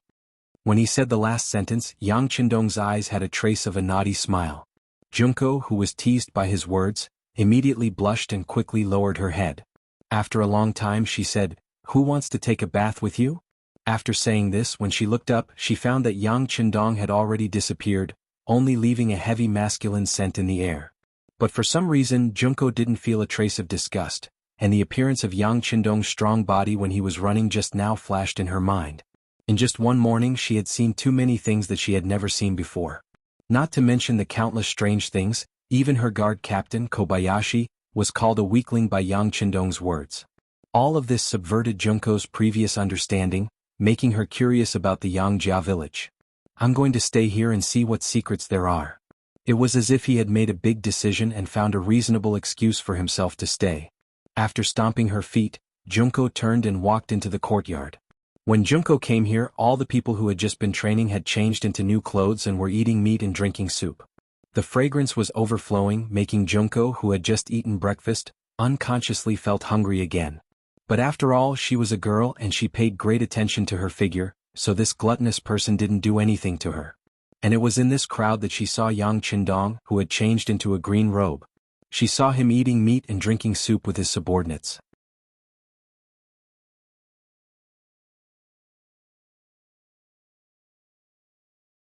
Chapter 243. This was also one of Yang Qindong's habits. Unless there was a major event, he would do his morning exercise as usual and eat with his brothers afterwards. This was an opportunity to improve everyone's relationship. How could he waste it? The dignified duke of the great Ming dynasty actually dined with his servants. How incredible was this in Junko's eyes? At least in her impression, when her father ate, except for major festivals, her mother would sometimes sit with him and accompany him. Generally he ate alone, which seemed to show his noble status. But when it came to Yang Qindong, everything seemed to have changed. But they seemed to be getting along so well. Could it be that her father's method was wrong? Or was this Yang Qindong originally a different kind of person? Unconsciously, Junko's heart was filled with more and more doubts, which also made her curious about the Yang village. Yang Qindong, who was eating, noticed the changes on Junko's face. Looking at her frowning, gently nodding and shaking her head, he felt that she was so cute. After a while, he stood up and took the initiative to come to Junko's side. "Miss Junko, I have allowed you to stay here for one night. Now it's already dawn, you should go and see your guards. If there is no problem, it's time for you to leave. Oh, then I'll go and see little Lin Kuan. She didn't know why, but the closer she was to Yang Qindong, the faster her heart beat. She couldn't figure out the reason, so she turned around in a panic and went straight to the place where little Lin was resting. In little Lin's room, after eating a lot of delicious food, his body was gradually recovering. When he heard the door open and saw Junko appear, little Lin struggled to sit up from the bed. Princess, you are too tired, don't get up, just lie down. Junko hurriedly came to the bed and sat down on the chair beside little Lin's bed. Princess, I'm fine. It's just that I ran too fast, so I'm tired. I'll be fine after a rest. By the way, when are we leaving here? Little Lin was afraid that the goddess would look down on him, so he tried to show off. Junko didn't answer little Lin's question but asked, Little Lin Kuan, can you tell me your impression of the Yang village? Imprint? Xiao Lin seemed to be seriously considering this question for the first time. He pondered for a moment before answering, Princess, Yang village is very mysterious. The people here are also very strong. Their training methods are also very unique. Very powerful? Junko seemed to have caught the key point and asked, how powerful? Compared to my imperial father's guards? This. Xiao Lin scratched his head. I don't know since we haven't competed. But it seems that the people here are stronger. What? Are they more powerful than father's guards? Junko asked in shock. She had never practiced martial arts before, so she didn't know much about it. But since it was Xiao Lin who said it, it shouldn't be wrong. After all, taking the initiative to slap their own face was not something that a warrior was willing to do. However, he still admitted it. That could only mean one thing, and that was that the people from the Yang village were really strong. How are they compared to Ashikaga Yoshimasa's guards? Junko continued to ask. This was the main point she wanted to know. Compared to the general's guards? They must be stronger. Xiao Lin seriously thought for a moment and then gave a rough answer. As if to increase his persuasiveness, he added, the people here use advanced firearms that can fire continuously. This is something that the general doesn't have. If they really fight, I'm afraid that he will suffer a great loss. So powerful? Junko exclaimed again.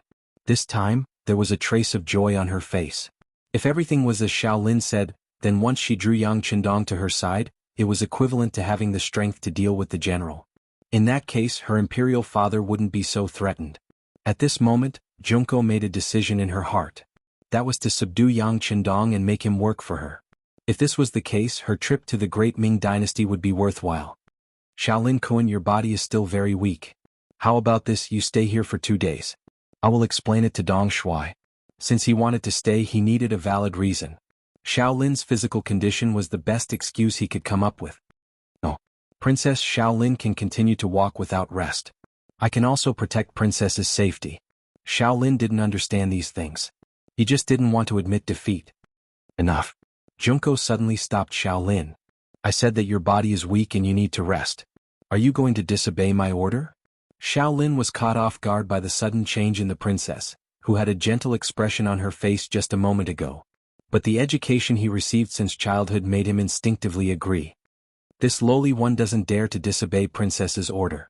Very good, since that's the case, do as I say. Seeing Xiao Lin yield, Junko's face reappeared with satisfaction. Then she walked out of the room and went out of the courtyard to look for Yang Qindong.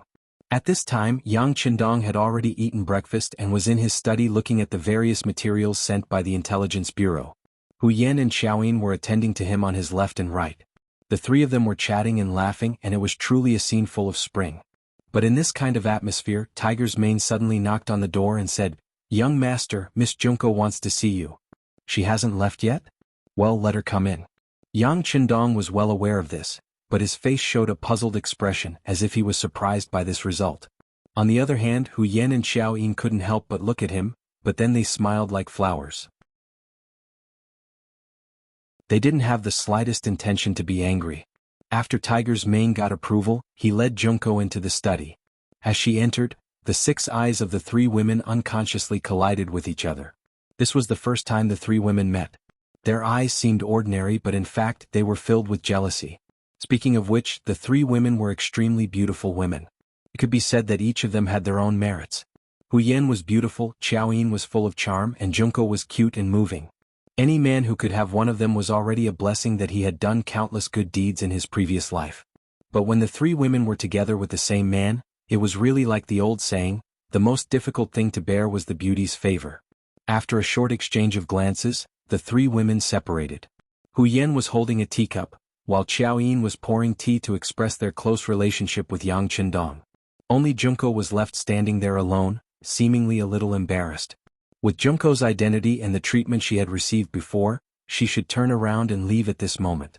She was the dream lover of many men. Why would she need to fight with other women for a man? But when she thought of all the things she had seen in Yang Village, she finally gave in. She would never forget the words her father said to her when she left Japan, and the eager look in his eyes. How did he promise that he would help his father find a powerful ally? And now the ally was standing in front of her. If she gave up because of her personality, it would be too stupid. For the sake of her goal and to not disappoint her father, Junko suppressed some of her anger and said to Yang Qindong with a smile, "Dong Shuai, this little girl came to tell you that because the bodyguard's body is too weak, I want to stay for 2 more days. Please help me." On the way here, Junko was thinking about what kind of good words to say to make Yang Qindong let her stay. For this, she had indeed thought of some words to say. But the moment she saw Hu Yan and Xiao Yin, she rejected all of her ideas and took the most direct way. If Yang Qindong was willing to let her stay, it meant that she still had some place in his heart.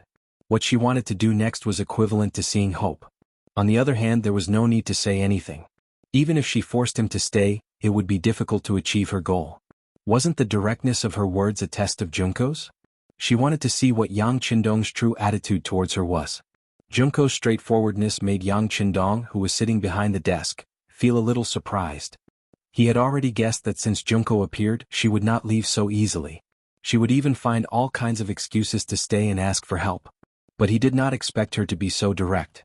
This was beyond his expectations. Fortunately, the other party's goal was still the same. They just wanted to stay. This was in line with some of his thoughts. Since she was so straightforward as a girl, there was no need for him to refuse. He immediately nodded and said, "Okay, if that's the case, you can stay for 2 more days." Yang Qindong agreed so readily. When Junko heard it, her face lit up. She did not say any more words of thanks after achieving her goal. She turned around and walked out of the study, leaving Hu Yan and Xiao Yin behind. They seemed a little unhappy. Yang Qindong naturally did not explain too much about why he let Junko stay, what kind of identity she had, and how she would help him in the future. There were many things that he would not say casually before doing it. Otherwise, if Hu Yan and Xiao Yin heard it, they would think that he had lost his mind. It's going to be the new year soon. Come, let's discuss what we should prepare for the new year. Yang Qindong laughed and hugged Hu Yan and Xiao Yin, using practical actions to divert the 2 women's attention. This move was really good. Soon, the 2 women's attention was diverted from the matter of Junko staying. They began to talk about the new year.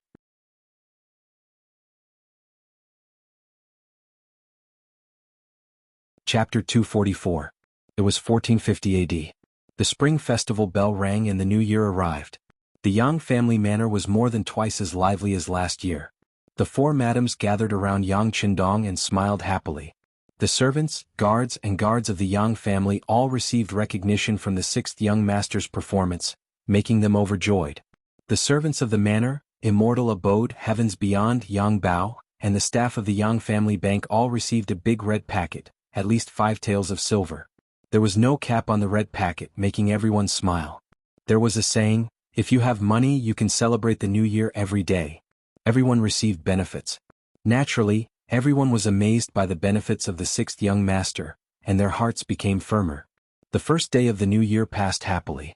On the second day of the new year, Yang Qindong sat in a luxurious carriage and began to visit the capital. For example, the brothers and sisters of the Yang family, the Hu family, and some ministers who were on good terms with Yang Qindong had to visit once. Although he was now the Duke of Loyalty and Courage, he was only 20 years old. During such a festive time like the New Year, of course he couldn't put on airs. As a junior, he visited people to build relationships and increase friendships. He was very busy. Because there were too many people who needed to maintain relationships with him, even the eunuchs like Jining in the palace also needed to send a congratulatory gift. This didn't mean that he was afraid of anyone. He just didn't want to give the other party an excuse to find trouble with him. And he was busy until the 7th day of the new year. This was also the day of the opening of the Yang Family Academy. Before the new year, He Wenyuan and the others who came to find trouble with him were so embarrassed that they couldn't show their faces. In particular, the poem, The History of Lion Eating Shi, was even more amazing. What was worth mentioning was that Yang Qindong actually took the initiative to go to the He residence to find He Wenyuan during the New Year's visit. He gave He Wenyuan the draft of the History of Lion-Eating Shi that he wrote himself. That day he had said that if He Wenyuan did not lower his head and admit his mistake, the manuscript of the History of Lion-Eating Shi would not be published. But in reality Yang Qindong didn't do that. With the idea that it was better to squash enmity than keep it alive, he took the initiative to visit He Wenyuan, giving him enough face. This was what it meant to be a good person. Taking advantage of the New Year period, he abandoned his status as a duke and came as a junior. No matter what he did, no one would say anything. Yang Qindong's way of doing things naturally made He Wenyuan endlessly grateful. Now that there was a way out, how could he not take it? Not to mention, he had been troubled by this matter these days. Many great scholars who were interested in the History of Lion-Eating Shi had taken the initiative to find him, saying that they hoped that he could lower his head and get the manuscript. This was another characteristic of literati. Once they encountered a good article they would definitely want to read it. Otherwise they would not be able to eat or sleep well. Among these great scholars, some of their identities were not ordinary. In terms of qualifications they were comparable to He Wenyuan. This was really difficult for He Wenyuan, because he really couldn't lower his head and ask for advice from a young boy. When he was troubled, there was no lively event in the He residence this year during the New Year. At this moment, Yang Qindong came and took the initiative to give him a way out by giving him the manuscript of the History of Lion-Eating Shi. How could He Wenyuan give him any face? He personally went out of the door and welcomed Yang Qindong into the main hall with a hearty laugh. This was a handshake and peace. After settling He Wenyuan, the enrollment of the Yang Family Academy was not so stressful, and the preliminary enrollment was completed in just a few days. Not to mention Yang Qindong was really famous. Originally he only needed to recruit 50 people, but the number of people who signed up had reached 500. He had no choice but to get them into the academy first, and then select the suitable candidates after the assessment. On the 7th day of the new year, the entrance of the Yang Family Academy next to the Yang Family Manor could be said to be very lively. More than 500 young people stood in groups of 2s and 3s on the spacious square. Among them were young master nobles and young masters who wore silk and satin. There were also some poor people who wore cotton clothes and even had patches on their clothes. The snow began to fall on the 4th day of the new year, and it continued to fall sparsely until last night. 3 consecutive days of heavy snow turned the Yang Family Manor into a white ocean. The branches, roads and roofs were all covered with a thick layer of snow. Groups of people waiting outside the Yang Family Academy could not help but sigh at the omen of a bountiful year. They all said that today would be a good year with good weather and a good harvest. At 8 in the morning, when the number of people gathered outside the manor had exceeded 2,000, the Yang Family Manor's gate opened from the inside. A group of mercenaries in camouflage walked out. Behind them was Yang Qindong in a green robe. His steps were steady, and his face was filled with a very amiable smile. Under the protection of Tiger's Mane on the left, and Beta Persei on the right, he came forward. The appearance of Yang Qindong made the noisy crowd quickly quiet down. He had this kind of magic, no matter where he appeared, he would always quickly become the focus of attention. At this point, although the contact time was not long, Junko, who was behind Yang Qindong in the crowd, seemed to be used to it. In about half a cup of tea's time, Yang Qindong and his group arrived at the gate of the Yang Family Academy, which made the atmosphere even quieter. Under the watchful eyes of the crowd, Yang Qindong strode forward and arrived alone at the academy's closed door. Looking at the door with festive couplets pasted on it, Yang Qindong stood still and turned around abruptly, looking at the crowd of outsiders. "Thank you for supporting me so much, and thank you for coming to support me. Later, no matter who it is, whether or not you are selected as a student of the academy, there will be a small gift for you." "Yes, young master." Tiger's Mane, who was called, nodded in agreement, then turned back and raised his palms and clapped 3 times. After 3 claps, 4 strong men came out of the Yang Family Manor's team. They put the boxes in their hands on the ground and opened them. Suddenly, a burst of silver light shone directly into everyone's eyes. 2 boxes, a total of 10,000 taels of silver. This was the small gift Yang Qindong talked about. There were about 2,000 people here, and if it was divided evenly, each person would get 5 taels of silver. For many poor people, this was definitely not a small amount of wealth. 10,000 taels of silver with a wave of his hand immediately caused a burst of astonishment to come out from the crowd. In this regard, Yang Qindong was not surprised at all. He laughed and said, "It's still after the new year, all of this is just a gift from me to everyone. Of course you can choose not to accept it, but I will never take back what I have given out. If someone doesn't want it, then the others can just divide it." Duke is righteous. Someone in the crowd took the lead and shouted with a sharp voice. Suddenly this voice attracted countless people to follow and flatter. Ah! With a forthright laugh, Yang Qindong waved his hand, and 10,000 taels of silver were poured out from the wooden box and poured on the ground, piling up a small silver mountain. Each silver was 5 taels of silver, and there were 2,000 taels of silver. It was quite a large scale. With such a gift in hand, the atmosphere at the scene immediately became much more lively. Even Junko, who was in the crowd, couldn't help but blink when she saw this scene. Obviously, her heart was throbbing at this moment. Since she was young, she had learned Han culture under the guidance of others, so she understood the great Ming dynasty better than the average person. Naturally, she knew that 5 taels of silver per person could help an ordinary person a lot and could buy a lot of good things. 10,000 taels of silver, there were not many people in the entire great Ming dynasty who could do this. For the officials, there were even fewer people who dared to take out such a thing in public.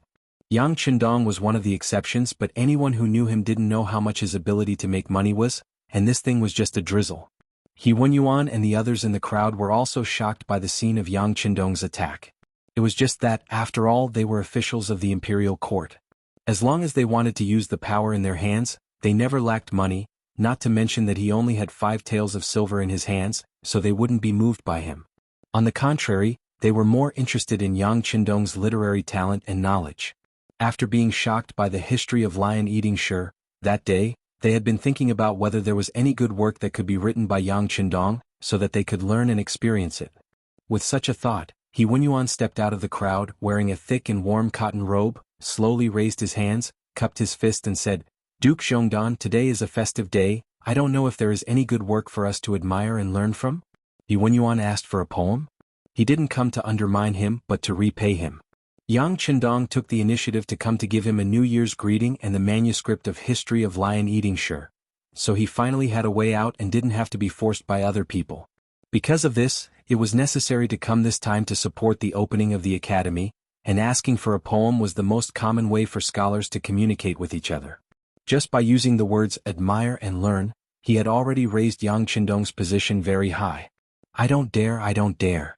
Yang Qindong was gratified by He Wenyuan's reciprocation, but his mouth was very polite and his face was extremely humble. The so-called good poem needs the accumulation of inspiration and knowledge. How can I compare with Sir He in this aspect? I'm ashamed, I'm ashamed. Ah, Duke Zhongdan, why are you so polite? I know that with your talent, it is not a problem to write a poem. Besides, today is a good day for the opening of the Yang Academy.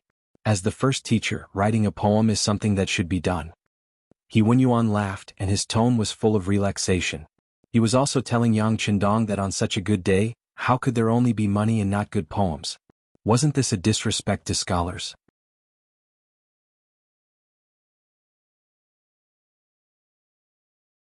Chapter 245. Of course, on the other hand, it could also be said that He Wenyuan was creating more opportunities for Yang Qindong to become famous. This time, in order to open the academy, Yang Qindong had spent a lot of money to invite some great scholars. Although they were rejected everywhere, there were still people who agreed to come to the Yang family's academy to be teachers for money and a better life. However, there would always be differences between teachers. For example, Yang Qindong himself considered himself to be the chief teacher. Even if he was the chief teacher, how could he not perform at all in such a situation? That's right, that's right. Many others chimed in at this moment. Some of them might be looking for a lively scene, while others wanted to see Yang Qindong make a fool of himself. Of course, there were also some who wanted to listen to a good article that could shake the ancients and dazzle the contemporaries to comfort themselves. With so many people chiming in just a short while, the 2,000 people in the crowd spoke out in unison, all of them requesting Yang Qindong, the chief teacher cum dean, to come up with a new poem to boost their prestige. With so many people having such a request, Yang Qindong knew that he had to come up with something. In fact, he really wanted to show off his skills. Because he had refuted He Wenyuan and the others before, he had made a name that he was not to be trifled with. But in fact, among the scholars there were still many who looked down on him.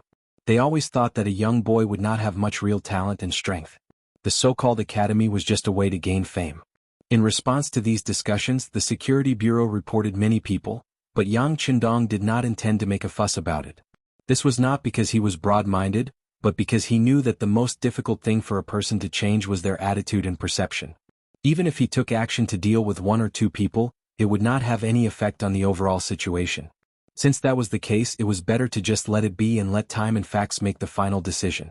However, in the process, Yang Qindong would continue to work hard to change the mentality of the people of the Great Ming Dynasty, the way they looked at things and the way they did things. The premise to accomplish all this was to ensure that he himself was the strongest. Good poetry was also a kind of weapon. It was a sharp weapon that was specifically targeted at scholars. It made them feel ashamed of their inferiority and slowly gained their recognition. Now that the Yang Qindong Academy was about to open for business, He Wenyuan and the others had the same idea. Yang Qindong decided to satisfy them. In his mind, he began to flip through the famous poems that he had read in his previous life. When he saw the pure white snow around him, he nodded lightly and had a thought. Speaking of the grandeur of a poem that was about snow, it had to be the great man's Spring in Qin Garden, Snow. Yang Qindong's heart was filled with gratitude for the legacy left to him by the great man of his generation. He gently lifted his green robe, looked up at the sky, and concentrated his qi in his dantian. He then said with a powerful voice, "Yang Family Village, Snow." The scenery of the northern kingdom was magnificent. Thousands of miles were covered in ice, and tens of thousands of miles of snow fluttered about. Looking inside and outside the Great Wall, there was only the boundless expanse of the great river. The mountain dances like a silver snake, the plains like a wax elephant, wanting to compete with the Heaven Duke. Su Qing was dressed in red and white, looking exceptionally enchanting. There were so many beauties in the country, attracting countless heroes to bow down to them. Emperor Shiqin Han Wu was slightly inferior in literary talent. Tang sect Song Zhu was slightly inferior in style. Genghis Khan, the heavenly son of a generation, only knew how to shoot a big eagle with a bow. The past is the past. Counting the heroes, it depends on the present. The clear voice was still resounding between heaven and earth, but at this moment, the noisy crowd had already become silent. Everyone was silent at this moment. Anyone who knew a little about poetry could feel the grandeur of the poem Yang Family Village, Snow, and the courage of the ambition. Even those who didn't know about poetry were shocked by the powerful momentum of Yang Qindong's recitation. They didn't dare to make a sound. Junko was also in the crowd.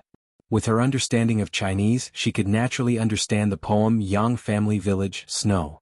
Because she understood it, she was very surprised. She couldn't imagine that such a sentimental and majestic poem would come from the mouth of Yang Qindong, who was only 20 years old. In the front row of the crowd, He Wenyuan and other great scholars' representatives were trembling with excitement at this moment. They knew more about poetry than others. Because of this, they could understand the role and meaning of this poem in the first place. If the previous history of the lion eating the Shi family was a work of trickery and was created with enough understanding of Chinese characters, then Yang Family Village, Snow, showed a kind of broad feeling and a kind of lofty ambition. The past is the past. Counting the heroes, it depends on the three words, the past is the past in the present. The words were full of endless meaning, and it was a wonderful finishing touch. The history of the feudal society in China was briefly mentioned, and it turned to the present era of the poet, pointing out the theme of counting the heroes, it depends on the present era. The present era was a new era, and the new era needed new heroes to lead it. The heroes of the present era lived up to the mission of history and surpassed the heroes in history. They had more outstanding talents and would create unprecedented great achievements. This was the poet's firm self-confidence and great ambition. This conclusion, which shocked the ages, made a declaration that surpassed history and expressed the ambition to change the world. At that moment he thought for thousands of years. At that moment he saw the future. At that moment he was full of lofty sentiments. At that moment he looked down on the past and present. The entire poem reflected a kind of broad-mindedness and arrogance.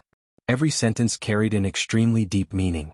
Once one carefully pondered over it, every word was like a jewel, and every sentence was full of fine sentences. At this moment He Wenyuan was completely convinced.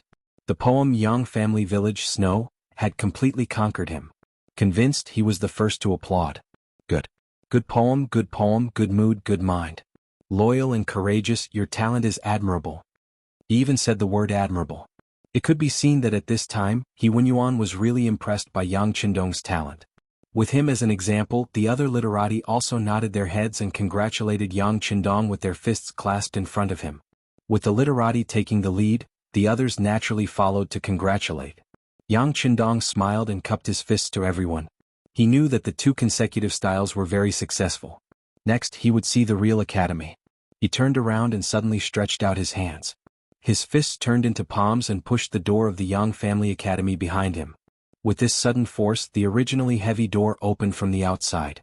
With a creaking sound, the 2 iron blocks on the left and right of the Yang Family Academy's door appeared in front of everyone. It was not correct to say that it was 2 iron blocks. Although it was iron, it had a round iron body and a long iron handle. It was like a machine in front of everyone.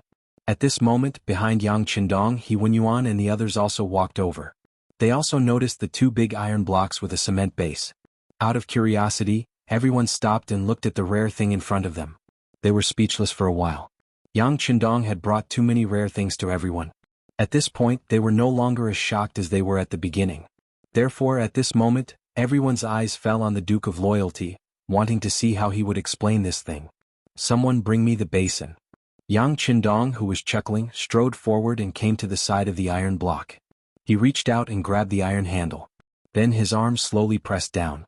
Fall, rise, fall. The rhythm was even and slow. When Tiger's Mane took out a basin and placed it on one end of the iron block, clean water came out from it and fell into the basin like the Milky Way. Ah, it's working. The people closest to it saw it the most clearly. When they saw the water flowing out, they couldn't help but take a step back and then let out a scream. There was no need to shout. Everyone noticed that there was a lot of clear water flowing out. For a moment, everyone was surprised.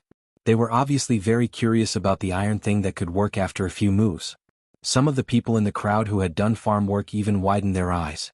They suddenly thought that if they had this kind of thing in the land they planted, wouldn't they not be afraid of drought? Yes, this is a water pressure well, a tool to draw water from the ground. The water pressure well is a tool to draw underground water to the ground. It is made of cast iron and the bottom is a cement-like block. The head of the well is the water outlet. The back of the well is thick and thin. The tail is a pressure handle connected to the heart of the well. It is about 20 to 30 centimeters long. It is often used, making it brighter. The heart of the well is a water guide skin. It is the force of this water guide skin and the heart of the well that draws the underground water up. The principle is not complicated. It's just that because of the backwardness of science and technology, no one has studied physics. Everyone wants to learn from the sage and Confucius. Naturally, they have no time to care about other things. This is the water pressure well. It can draw underground water up to a few meters deep or even a dozen meters deep, to the ground through this method. With such a thing, people don't need to go to the river or the well to draw water in the future. They only need to install such a thing in the small courtyard to solve the problem of drinking water. When this thing is placed in the field, the problem of drought will be solved. Looking at the eyes focused on him, Yang Qindong's words were powerful and resonating, shaking the eardrums of everyone present. Ah, is it really so magical? Quick, who is going to try the other one and see if it can really draw water? He Wenyuan was also shocked by Yang Qindong's introduction. He remembered that there was a well in his courtyard. Usually water was taken from there. However, there would often be dirty things falling on it. For the sake of cleanliness, it naturally needed someone to take care of it. However, there was no guarantee that the water was clean. But now, there was such a thing that could make water appear on the spot. It was really convenient and much more hygienic. When He Wenyuan shouted, someone had already walked over. He reached out and pressed the iron handle of the water pressure well. After more than 10 times, water began to flow out of the iron mouth. Some people couldn't help but curiously go forward to have a taste. They immediately shouted excitedly, "So cool, so sweet."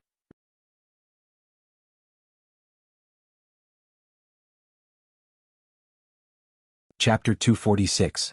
Quick, let's go and have a taste. Hearing this, the crowd immediately became restless. Then one by one they crowded forward wanting to try this new thing. Even Yang Qindong was pushed to the side because there were too many people rushing up. The attraction of the 2 pressurized water wells was beyond Yang Qindong's expectations. After all, water was an indispensable part of the human body, so it was easier to arouse people's concern. After a full hour, the crowd's interest in the pressurized water wells was not as great. In the courtyard of the Yang Family Academy, 10 tables had already been set up. Because there were too many people, this was for the preliminary examination. The 500 people would be reduced to at least 4/5, which meant that only 100 people would be left. Even if it was 100 people, perhaps only half of them would be left. The 1-to-5 ratio in the preliminary examination made many people eager to try, thinking about how to enter the academy. One had to know that once one entered this place, not only would no one collect tuition fees, on the contrary, they would also take care of your 3 meals a day. For some poor people, they could learn knowledge without spending any money. It was a good thing that they could not ask for. The so-called preliminary examination was actually just filling in a form. For those who were illiterate, there would be someone who would explain it to them. In the end, they just had to act according to what they thought. The whole process of filling in the form was not complicated. In just 2 hours, the work of more than 500 people was completed. Next was the tour of the Yang Family Academy. The spacious and bright classroom, the new tables and chairs, as well as the erasable blackboard and chalk, once again became the focus of everyone's eyes. The tour lasted all the way until noon. Only then did people leave in 2s and 3s. Yang Qindong had already said that the results would be announced in 2 days. Who could enter the Yang Family Academy to study would be announced at that time. More than 2,000 people left with a satisfied expression. For many people, there was no need for this trip today. After hearing such a majestic poem and seeing many new things, it was enough for them to brag and show off to others. Yuan Yuan also left. Before he left, he even politely told Yang Qindong that if there was a shortage of teachers in the academy and he happened to be off duty, he would be willing to help for free. With regards to Yuan Yuan's initiative to express goodwill, Yang Qindong naturally smiled and agreed. However, only he knew in his heart that what he was teaching was not the flashy 4 books and 5 classics. He was teaching the way of survival. This was also a preparation for accumulating talents in the future. After everyone left, the area outside the Yang Manor became quiet again. However, Yang Qindong had no intention of resting at all. In his hands, he was holding the information added by the applicants and was checking them one by one. The Security Bureau was already on standby and fully cooperating. Once there was a talent that the young master had his eyes on, they would investigate him as quickly as possible and then verify the authenticity of his identity. Although Yang Qindong, who had made a great contribution, had taken the initiative to leave the court, he knew that his contribution was too great, so great that even the emperor had to be wary of him. Now that he had made such a big move, it was impossible for the academy not to be on guard. In fact, the Security Bureau had already found 3 secret agents of the embroidered uniform guard from the applicants. Although they were good at forging identities in front of the extremely professional Security Bureau, they still revealed their foxtails. Not only were there secret agents of the embroidered uniform guard in the capital, but also spies sent by Zhu Qizhen of the Ying sect, and there were as many as 8 of them. In addition, there were 2 spies sent by Walla Yeshen. Looking at the applicants screened by the Security Bureau, Yang Qindong shook his head and smiled. They really think highly of me. It seems that the young master can't keep a low profile even if he wants to. Of course, in addition to these spies, there were indeed people with good conditions among the applicants. For example, the 4 forms on the table. The first was Wang Si, the grandson of the Minister of Personnel, Wang Ji. He had previously been an editor of the Hanlin Academy and was a 7th-rank official. He was also one of Yang Qindong's friends from a long time ago. Later, when Zhu Qiyu had taken over, Jining had once sent people to blackmail Wang Ji. Because she had received very little, she was dissatisfied and removed Wang Si from his position. Although he was later reinstated, this young master no longer cared about official matters and became a frequent guest of the immortal abode. This person had also applied for the Yang Clan Academy. When he saw his name on the table, Yang Qindong pulled him out. After some deep thought, he decided to take him as a student. Yang Qindong had his own considerations for this. His attitude toward the great Ming dynasty was to boil the frog in warm water. In order to achieve this, the prerequisite was that there was enough warm water. He viewed Wang Si as a part of the warm water, and he would be able to influence the young master and young lords. It was even possible that Wang Ji's attitude toward the great Ming dynasty would change. Yang Qindong had been very close to Wang Si for a period of time, so he had a certain understanding of this person. He was very smart and did not have the bad habits of a hedonistic young master. In addition, he was not very old. As long as he was willing to learn, he would be able to achieve great things. The second person he chose was called Feng Ku, a dispirited scholar. When he was young, because he was smart, he had become an elementary scholar early on, allowing him to see the hope of changing his family. He had immersed himself in books, unable to extricate himself. However, people like this often did not excel in anything other than studying. Feng Ku was an example of this. His learning speed was indeed very fast, but he was lacking in contact with others, so he did not have many connections with other scholars. When he was taking the high scholar examination, he was tricked by another elementary scholar. He had stuffed an unimportant note into the bottom of his shoe and brought it into the examination room. Originally, this was just a joke to tease him. However, he did not expect the result to be so dramatic. Feng Ku became an elementary scholar, but the elementary scholar who put the note failed. Out of revenge and jealousy, this person reported this matter to the imperial court. However, because things had changed, there was no way to investigate. However, because of this matter, Feng Ku was not given a position by the imperial court. He only received the status of a high scholar. In addition, his parents had passed away early and he was not good at business. In the end, the fields in his family were sold to buy books. Now even eating became a problem. This kind of bookworm, no matter where he went, he wouldn't be liked by anyone. However, Yang Qindong knew that this kind of person was more suitable for professional work. For example, the scientists in the future. It was because they had no desires and only had knowledge and science in their eyes that they were able to create many inventions. Accepting this person was to train Feng Ku as a seedling to be a scientist. The third person was called Chang Qianhao. He was from Jiangnan and was the son of the Chang family. Chang Qianhao's family background was very good, and his family background wasn't bad either. His appearance was distinguished and elegant, and the way he conducted himself was very smooth and sly. More importantly, this person had a good hand in calculating accounts, so much so that he was called the divine mathematician. He was chosen by Yang Qindong because he was good at arithmetic. As his business grew bigger, there was a lack of talents in this area. He was going to train this person as a future finance official. Although the Chang family was rich, Yang Qindong did not care about them. He believed that when he gave enough benefits, Chang Qianhao would know how to choose. Not to mention, he was confident that in the process of teaching him, he would completely convince this person. The last person's identity was a bit special. Not only was she a woman, she was also an armed escort. The profession of an armed escort was still very dangerous. After all, there were not so many cameras in ancient times. It was not like where the money trucks were attacked. Usually, there would be a lot of clues. It was because of the lack of information that robberies happened again and again. It also made this profession very risky. Men were not willing to take such a big risk, let alone a woman. However, this woman could choose this profession, which showed how powerful she was. Tai Qingyi, 23 years old, was called Iron Face and Benevolent Heart. Iron Face referred to the woman's serious face. Benevolent Heart referred to her bodhisattva's heart. According to the investigation of the Security Bureau, most of the money this woman earned was given to the poor people. This time, the reason why she wanted to come to the Yang Academy to study was that she lost her hand in the process of delivering an escort. As an armed escort, some people could work for a lifetime, but some people could only do it once. It all depended on her to ensure that the escorts were not lost. Unfortunately, although Tai Qingyi was good at fighting, the number of robbers she encountered was 3 times more than her. She was outnumbered and finally lost her escort, which made her lose her livelihood. She came to the Yang Academy to find a chance to survive and learn more skills. Of course, this had a lot to do with Yang Qindong's reputation outside. Otherwise, it would be difficult for an ordinary scholar to catch the attention of this extraordinary woman. Oh, right, when we were delivering the money in the morning, this woman was the one who shouted for the Duke to be righteous. Ah. Yang Qindong suddenly thought of something and said. Then he laughed heartily and stored this woman's information. Over the next 2 days, the 100 selected students were divided into groups. Some of them still needed to be observed, but some of them had been predetermined due to their various skills and specialties. It was just that they were unaware of it.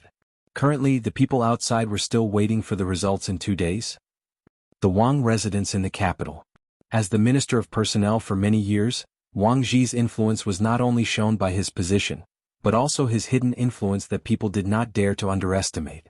There was a saying in the Ministry of Personnel that the officials were a level higher than the officials, and the recommendation authority was in their hands. This caused some people to think of ways to curry favor with this master. As time passed, the saying that Wang Zhi's disciples were all over the world was no longer an adjective, but a fact.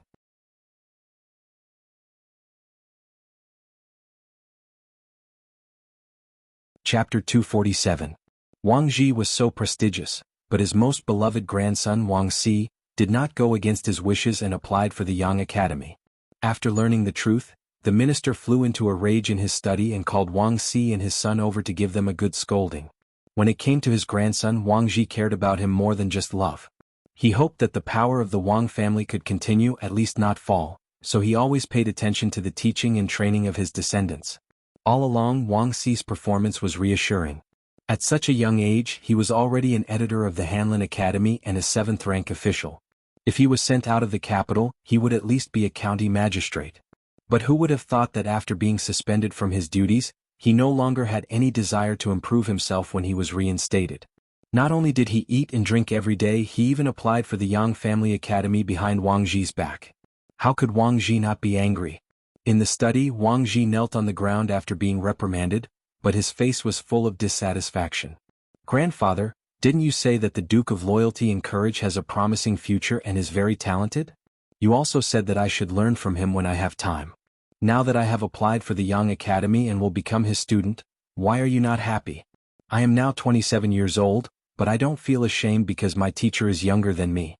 You don't think that I have disgraced the Wang family because of this, do you?" "Shut up." Hearing his grandson's bluntness, Wang Ji was so angry that his beard curled up. "What do you know? The Duke of Loyalty and Courage is indeed very talented and capable. I don't object to you befriending him and learning from him. But it is completely different to acknowledge him as your teacher. You have also heard of the saying that a teacher for a day is a father for life. This is equivalent to tying you and him together. If one day when the emperor wants to deal with him, won't you be implicated?" "Implicated? Grandfather, are you saying that the emperor wants to deal with the Duke of Loyalty and Courage?" Wang Si keenly sensed something and asked carefully. "Not now. But can't you see that the Duke of Loyalty and Courage's contributions are too great, so great that his contributions are enough to shake the emperor? Let me ask, which emperor in the world would allow someone with greater contributions than himself to exist? It's only a matter of time before we deal with him." Wang Ji shook his head and said with certainty. What Wang Ji said was not only what he thought, but also what the other officials thought. Everyone almost unanimously thought that the emperor would deal with Duke Zhongdan sooner or later. He didn't make a move now because there were still too many places that needed to be used. However, once the emperor's position was completely stabilized and his strength increased, how could a mountain contain 2 tigers? It was precisely because of this that many officials did not get too close to Yang Qindong, in case something happened to the loyal and courageous minister in the future. Someone would settle accounts after the autumn and find trouble with them. While everyone was thinking of ways to distance themselves from Yang Qindong, his own grandson had taken him as a teacher. No wonder Wang Ji was so angry. "You haven't done anything to the Duke of Loyalty yet, have you? Besides, your grandson thinks highly of the Duke of Loyalty and Courage. When he first entered the capital, I sensed that he wasn't ordinary. Along the way, the facts have proven this. Even the Walla's army was defeated by him. If His Majesty wants to do anything to him, he probably won't be able to get much out of it. If things go wrong, he might even end up injuring himself. If that's the case, your grandson has walked the right path today, taking the initiative before others." Wang Si didn't think much of his grandfather's words. In truth, with his intelligence, he had already analyzed the situation. After analyzing it, he had come to this decision. He believed that one couldn't put all their eggs in one basket. Otherwise, that would be the easiest way to cause problems. Wang Si's retort left Wang Ji speechless. Only now did he understand that it wasn't that his grandson didn't understand, but that he knew everything, which was why he had come to this decision. "Seer, do you know how risky this is?" "Grandfather, your grandson has thought about it. But as long as your Majesty is still on the throne, the Wang clan will be fine, and your grandson will also be fine. Besides, your grandson isn't the only one taking the Duke of Loyalty as his teacher. If your grandson discovers that the Duke of Loyalty isn't as formidable as you imagined, your Majesty can use your authority to ground your grandson at any time. If that really happens and the matter gets out, even if something happens to him one day, no one will use this matter to make trouble for our Wang clan." Wang Si's frank words left Wang Ji completely dumbfounded. He hadn't expected that his grandson, despite his young age, would be able to think of everything. If that was the case, what was there to worry about? As long as he discovered that Yang Qindong wasn't someone who could accomplish great things, he could bring his grandson back. Not only that, he could also tell the outside world that he had sent his grandson to investigate. If things went well, there was a high chance that this would turn into a great achievement. The worst-case scenario was already bearable. Wang Ji did not try to stop his grandson and agreed to it. Now, he was worried that his grandson would be accepted by Yang Qindong because of his relationship with him. If he couldn't enter the Yang Academy, then all of his thoughts would just be a bubble. This night, not only the Wang clan but many other people were worried about this problem. Even the commander of the embroidered uniform guard, Lu Gue, who had sent out undercover agents, was worried. Although the 3 agents he sent out didn't seem to have any relationship with the embroidered uniform guard on the surface, it was true. As long as someone investigated carefully, they could still find some clues. If that was the case, wouldn't Yang Qindong think that he was a little girl and come to find trouble with him? For some reason, when he thought of Yang Qindong's strength, Lu Gui's heart was beating like a drum. This person wasn't someone to be trifled with. Furthermore, he never did business at a loss. At least, Lu Gue had never profited from his dealings with him. Lu Gue was still thinking about how to scheme against Yang Qindong. However, he didn't know that he had already been schemed against by someone else. In the prison of the embroidered uniform guard, the former Qianhu of the embroidered uniform guard, Tang Tong, was sitting on a bamboo mat with a depressed expression. Although it was called a bamboo mat, it was already in tatters. There was only a thin layer of it left. At this moment it was freezing outside and the imperial prison was also very cold. However, even in such an environment, Tang Tong didn't dare to raise any objections. As a former Qianhu, he knew the rules too well. Many times if you didn't speak or make a sound, you might suffer less because you were forgotten. However, if you insisted on standing up, these jailers wouldn't care about your previous position when they beat you up. He hugged his knees and sat on the ground. His eyes were listless and spiritless. Even when he heard the approaching footsteps, he didn't raise his head. It's time to eat. It was the jailer who gave out the food. When he walked past Tang Tong's room, a slightly moldy and black steamed bun was thrown out and rolled to his feet. This was Tang Tong's dinner. If it was outside, other than a beggar, it would probably be very difficult to attract anyone's attention. However, in the imperial prison, it was a good thing that could save lives and keep them alive. He was indeed a little hungry, but this black steamed bun really couldn't arouse his appetite. At this moment he couldn't help but hate his choice. Why did he believe that Jining had to stay in the capital? If he had made another choice at that time and followed Chao Jixiang to Nanjing, perhaps it would have been a different scene. He sighed in his heart and reached out to take the black steamed bun. Then he put it into his mouth with a hopeless expression. After taking a bite, the gloomy Tang Tong was still regretting his choice. However, after chewing a few times, his expression suddenly froze. Subsequently, his eyes widened as he vigilantly scanned his surroundings. When he saw that no one was paying attention to him, he carefully spat out the steamed bun that he had swallowed into his hands. Then he saw a small piece of paper that was sandwiched between his hands. There was actually a piece of paper in his steamed bun. From the looks of it, there seemed to be writing on it. Tang Tong's heart thumped. He didn't believe that this was caused by the chef's carelessness. His intuition told him that someone must be sending him a message. But who could send him a message? He was now almost a cripple. Who would think of him? And who would have such great ability to avoid the jailers and bribe them to send him a message? How much power did this person have? With all kinds of questions, Tang Tong carefully opened the paper in his hand. Immediately, 3 lines of small words entered his eyes. At this moment, his breathing began to quicken and soon, his eyes were filled with tears. Duke of Loyalty, it's actually the Duke of Loyalty. Yes, only he would be willing to use silver. He also has so much silver to do whatever he wants in the imperial prison. Thinking so in his heart, he quickly digested the contents of the paper. Not long after, his face began to change greatly. Then his expression slowly calmed down. After a while, his heartbeat calmed down and his emotions calmed down. Tang Tong put the paper back into his mouth and swallowed it. Then he stood up and held the iron cage with both hands and shouted outside. "Come, I want to see Ji Qian. I have something important to report." Today was the day of the Yang Family Academy's enrollment. In the morning, there were many people gathered outside the Yang family manor. Although it couldn't compare to the Xiaocai High Scholar and Jinshe. But for many people, if they could enter the Yang Family Academy, it would be a fresh start in their lives. When most people had gathered and the sun slowly rose, a group of people walked out of the Yang family manor. They held a list written in red words in their hands. Under everyone's gaze, they pasted it horizontally at the entrance of the Yang Family Academy. A total of 100 names appeared in front of everyone's eyes. When the list was posted, it immediately attracted many people to rush over and look up at the bottom of the list. There was only a 1/5 acceptance rate, and it was the early acceptance rate. Naturally, most people left with a face full of disappointment. But at the same time, there were some people who were excited. They had been chosen. In the eyes of these people, there were some who were excited, and some who were even arrogant and condescending.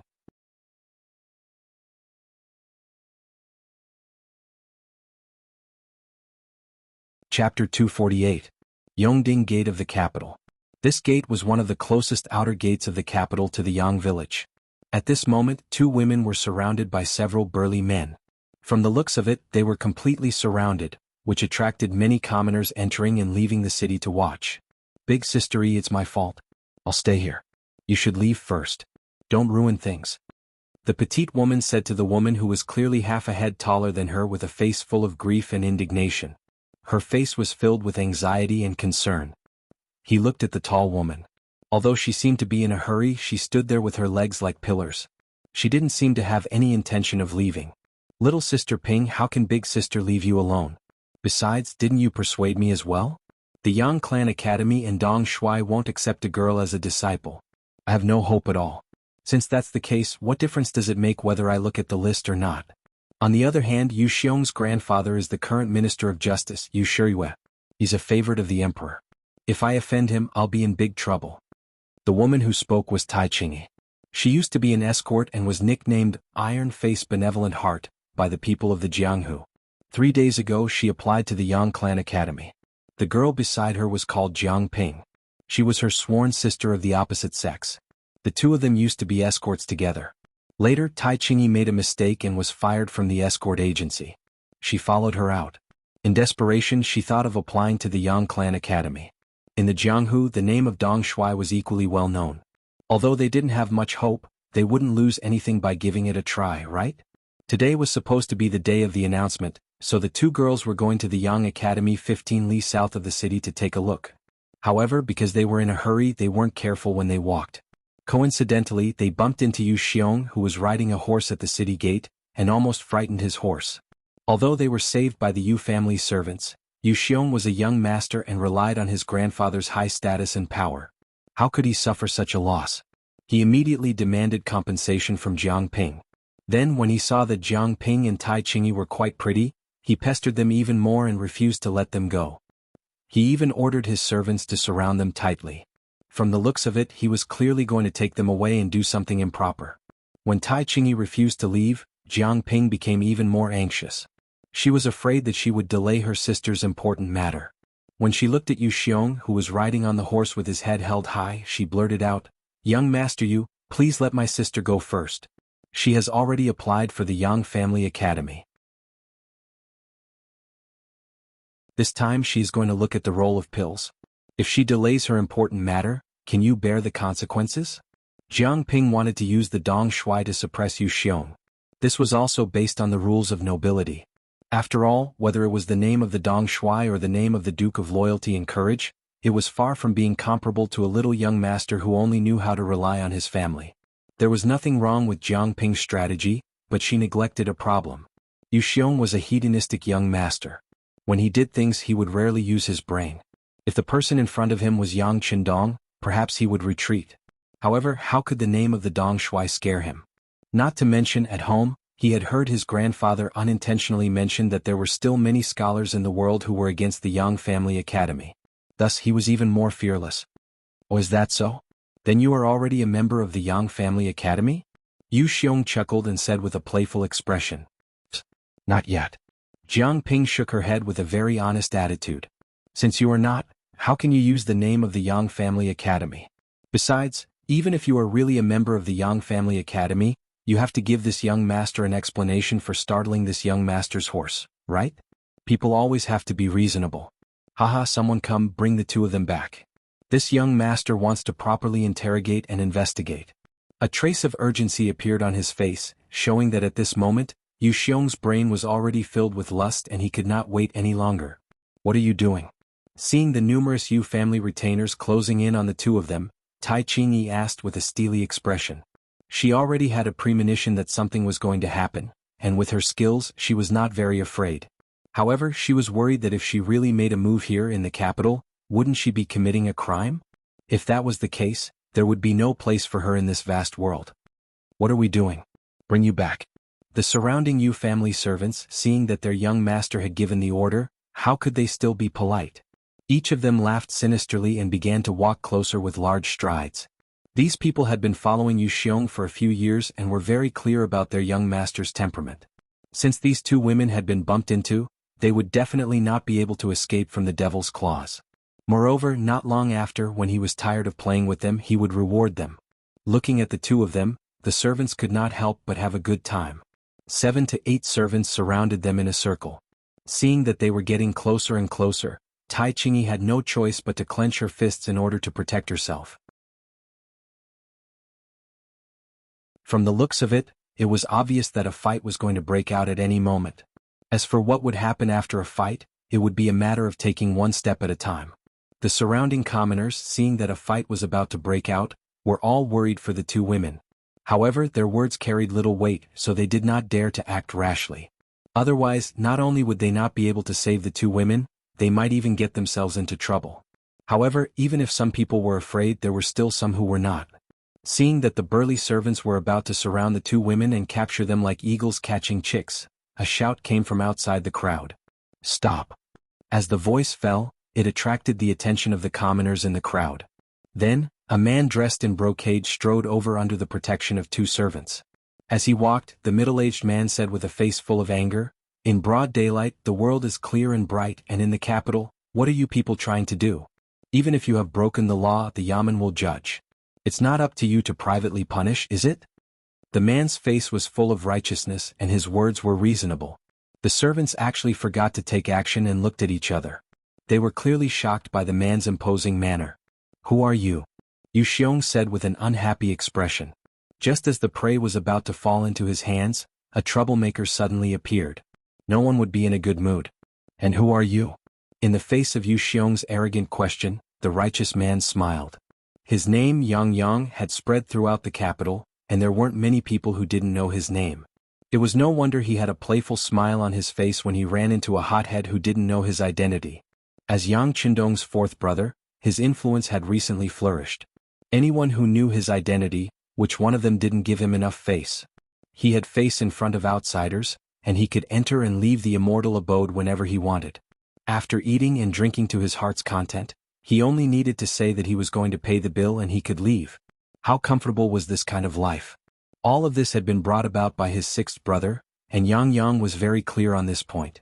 It was precisely because of this that he attached great importance to anything related to his sixth brother. When he found out that the Yang clan's academy was opening its enrollment today, he wanted to go and congratulate them. But he hadn't expected to run into such a situation at the city gates. Seeing that Yu Xiong was clearly bullying the weak, Yang Yang felt indignant in his heart. Thus he shouted loudly and stepped forward. He originally thought that since he had only startled the horse and hadn't injured anyone, the other party would definitely give him face. But unexpectedly the other party didn't recognize him, and he couldn't help but laugh heartily. "This young master is surnamed Yang, the fourth young master of the Yang clan. You'd better remember this well." Yang Yang took the initiative to announce his name, hoping to turn the matter into a small one. Since he had already revealed his identity, as long as the other party knew how to do things properly, they would definitely give him face. In return, he would remember this person and return this favor sooner or later. "You're the fourth brother of the East Marshal. We're applying to enter the Yang Clan Academy. We were originally going to look at the rankings today, but we ended up startling the horse in our haste. Fortunately, nothing happened." Jiang Ping was overjoyed when she heard Yang Yang announce his identity. Now that the Yang family had come, it seemed like nothing would happen today. "Wait a moment? What do you mean nothing happened? I was so scared that my heart almost jumped out. I must have suffered some internal injuries, so you must come back with me. Once this young master finds a doctor and confirms that I'm fine, I'll let you go." Just when Jiang Ping thought that there was nothing to worry about, Yu Xiong suddenly spoke and used his injury as an excuse to bring Jiang Ping and Tai Qingyi back to the residence. From the beginning to the end, Yu Xiong was talking to Jiang Ping and didn't even look at Yang Yang as if he was invisible. But in fact he had his own little plans and ideas. "Yang Yang, the fourth young master of the Yang clan, Yang Qindong's fourth elder brother. It was said that they had a good relationship. How could Yu Xiong not have heard of this? But because of the difference in age, the two didn't have much interaction and didn't know each other. Originally, everyone minded their own business. Yang Qindong was powerful and had done a lot of big things in a short period of time. He was seen as a rising star. But how could the Yu clan be bullied so easily? The Minister of Justice was in charge of all punishments in the world. His power was unimaginable. Even if it was Yang Qindong, if he offended the Yu clan, it would be very difficult for him and he would have to be careful. Of course, there was no need to make enemies. Yu Xiong was clear about this. Thinking himself clever, he didn't even look at Yang. Instead, he stared at Jiang Ping and spoke.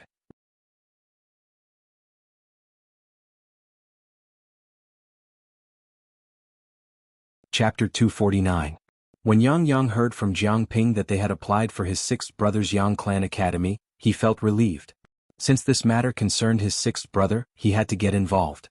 However, when he raised his head and saw that Yu Xiong didn't even look at him, he immediately became angry. "Brat, this young master is talking to you. Did you hear me? This young master is Yu Xiong. I'm sure fourth young master has heard of me.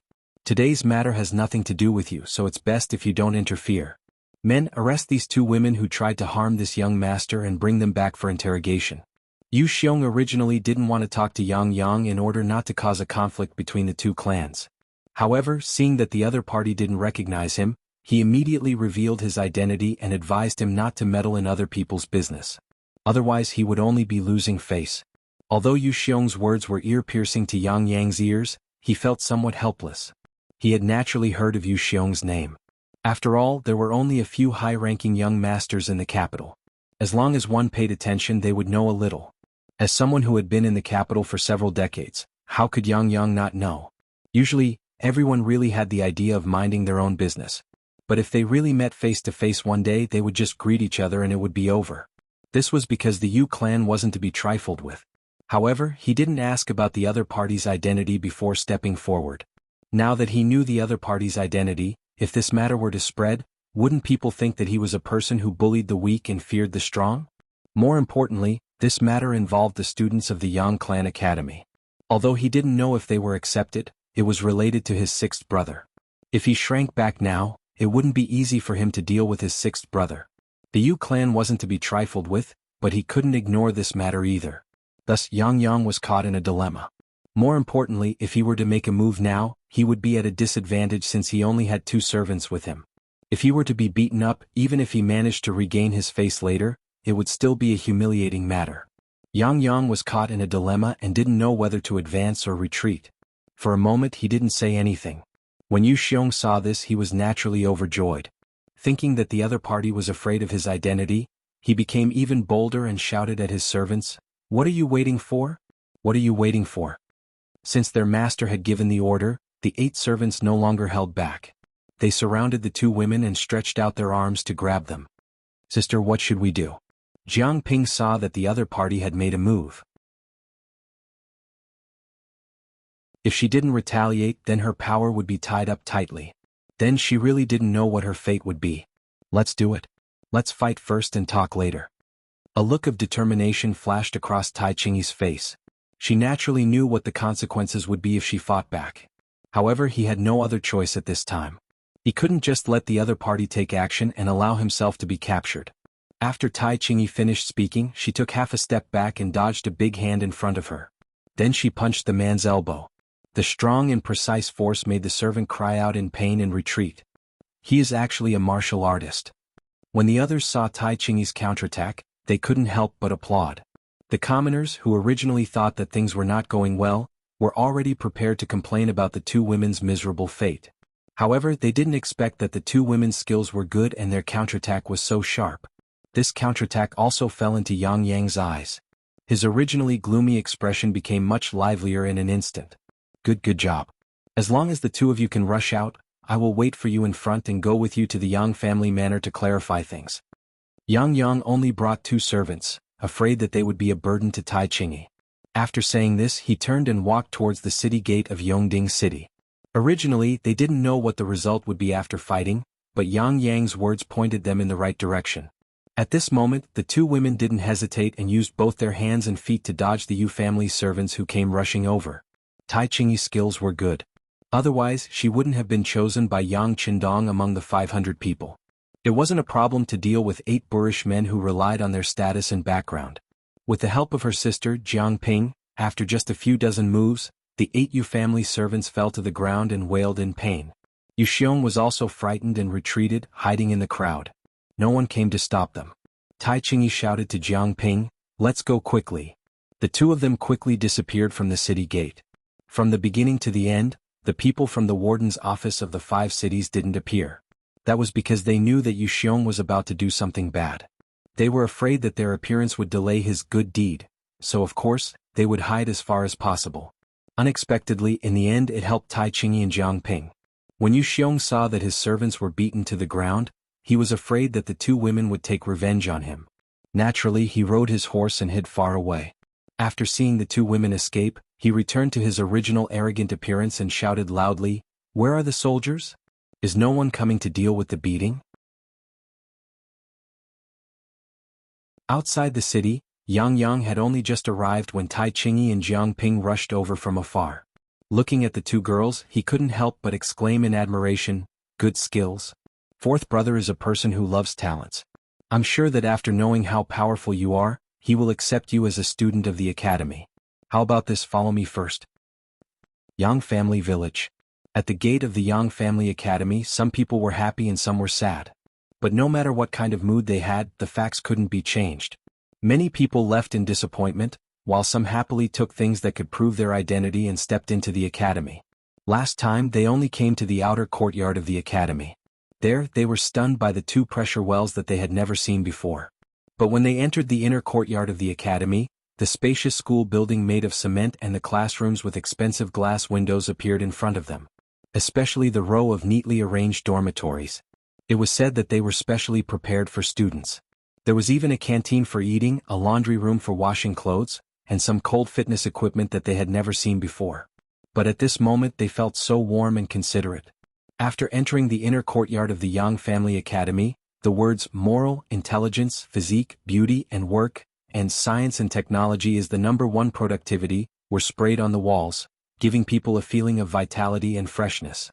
Everyone only knew a little about these phrases that they had never heard of before, but they could vaguely understand them. Everyone couldn't help but feel a sense of longing for the future. Inside the academy, there were already people in charge of receiving people. Any student who was accepted would receive a special room and a certain number of meal tickets. According to the staff, after coming here, they had to rely on themselves. No one was allowed to bring servants, and they had to rely on themselves for food, clothing, housing, and transportation. No one dared to go against this requirement. First, the number of young masters who could be accepted was limited. They were in the minority among the 100 people and couldn't cause any trouble. Second, the rules were written very clearly. Every student had 100 points of conduct. Once all of their points were deducted, that would be the time they had to leave. The rules also wrote that no matter what the reason was, if one didn't follow the rules of the academy, at least 2 points would be deducted. If one was the leader and the situation was serious, they might be directly expelled. Since it was written in the rules, it was a hard rule that no one dared to go against. So even though they were somewhat unwilling, no one raised any objections. Some of the young masters, including Wang Si, took the initiative to send their servants out of the academy. They also told them to tell their families that there would be a day off every 7 days in the academy. At that time they would naturally go home to take a look. The people who were accepted received their plates one by one. Then, under the guidance of the staff, they first received their own bedding, meal tickets, and other daily necessities. Then they were led to their respective rooms. According to these people, before lunch, the academy's principal, who was also the loyalty guild, would speak to them. At that time, the real life of a student would begin. And before that, everyone could temporarily relax and properly rest in their rooms. Although they didn't know what the real life of a student was, seeing how determined the staff was, they felt the pressure and cherished the short time they could rest before the official start. In the principal's office, Yang Qindong was listening to Tiger's Main's work report. "Young master, after the announcement, there are 100 students who should have arrived. There are 98 who actually arrived. Please give us your instructions." "There are 2 who didn't arrive? Who are they?" Yang Qindong asked with a puzzled expression. This time the people who signed up were all willing. Since they had the opportunity, why didn't they appear? His intuition told him that something unexpected must have happened. Reporting to the sixth young master, they are Tai Qingyi and her sworn sister, Jiang Ping. Tiger's Mane scratched his head, also confused. If it were someone else, it would be fine. Perhaps they would be obstructed by their family or even friends and change their minds at the last minute. But these two people had been seriously investigated. After losing their job as escorts, they had nowhere else to go. How could they not report after being accepted? It's them? After hearing the answer, Yang Qindong's face showed a trace of seriousness. Obviously, he had also thought of what Tiger's Mane thought. But soon, he shook his head and said, there is no reason for them to not appear after being accepted. If there is a possibility, then there is only one. They must have met with an accident. How about this? Arrange for the Security Bureau to investigate.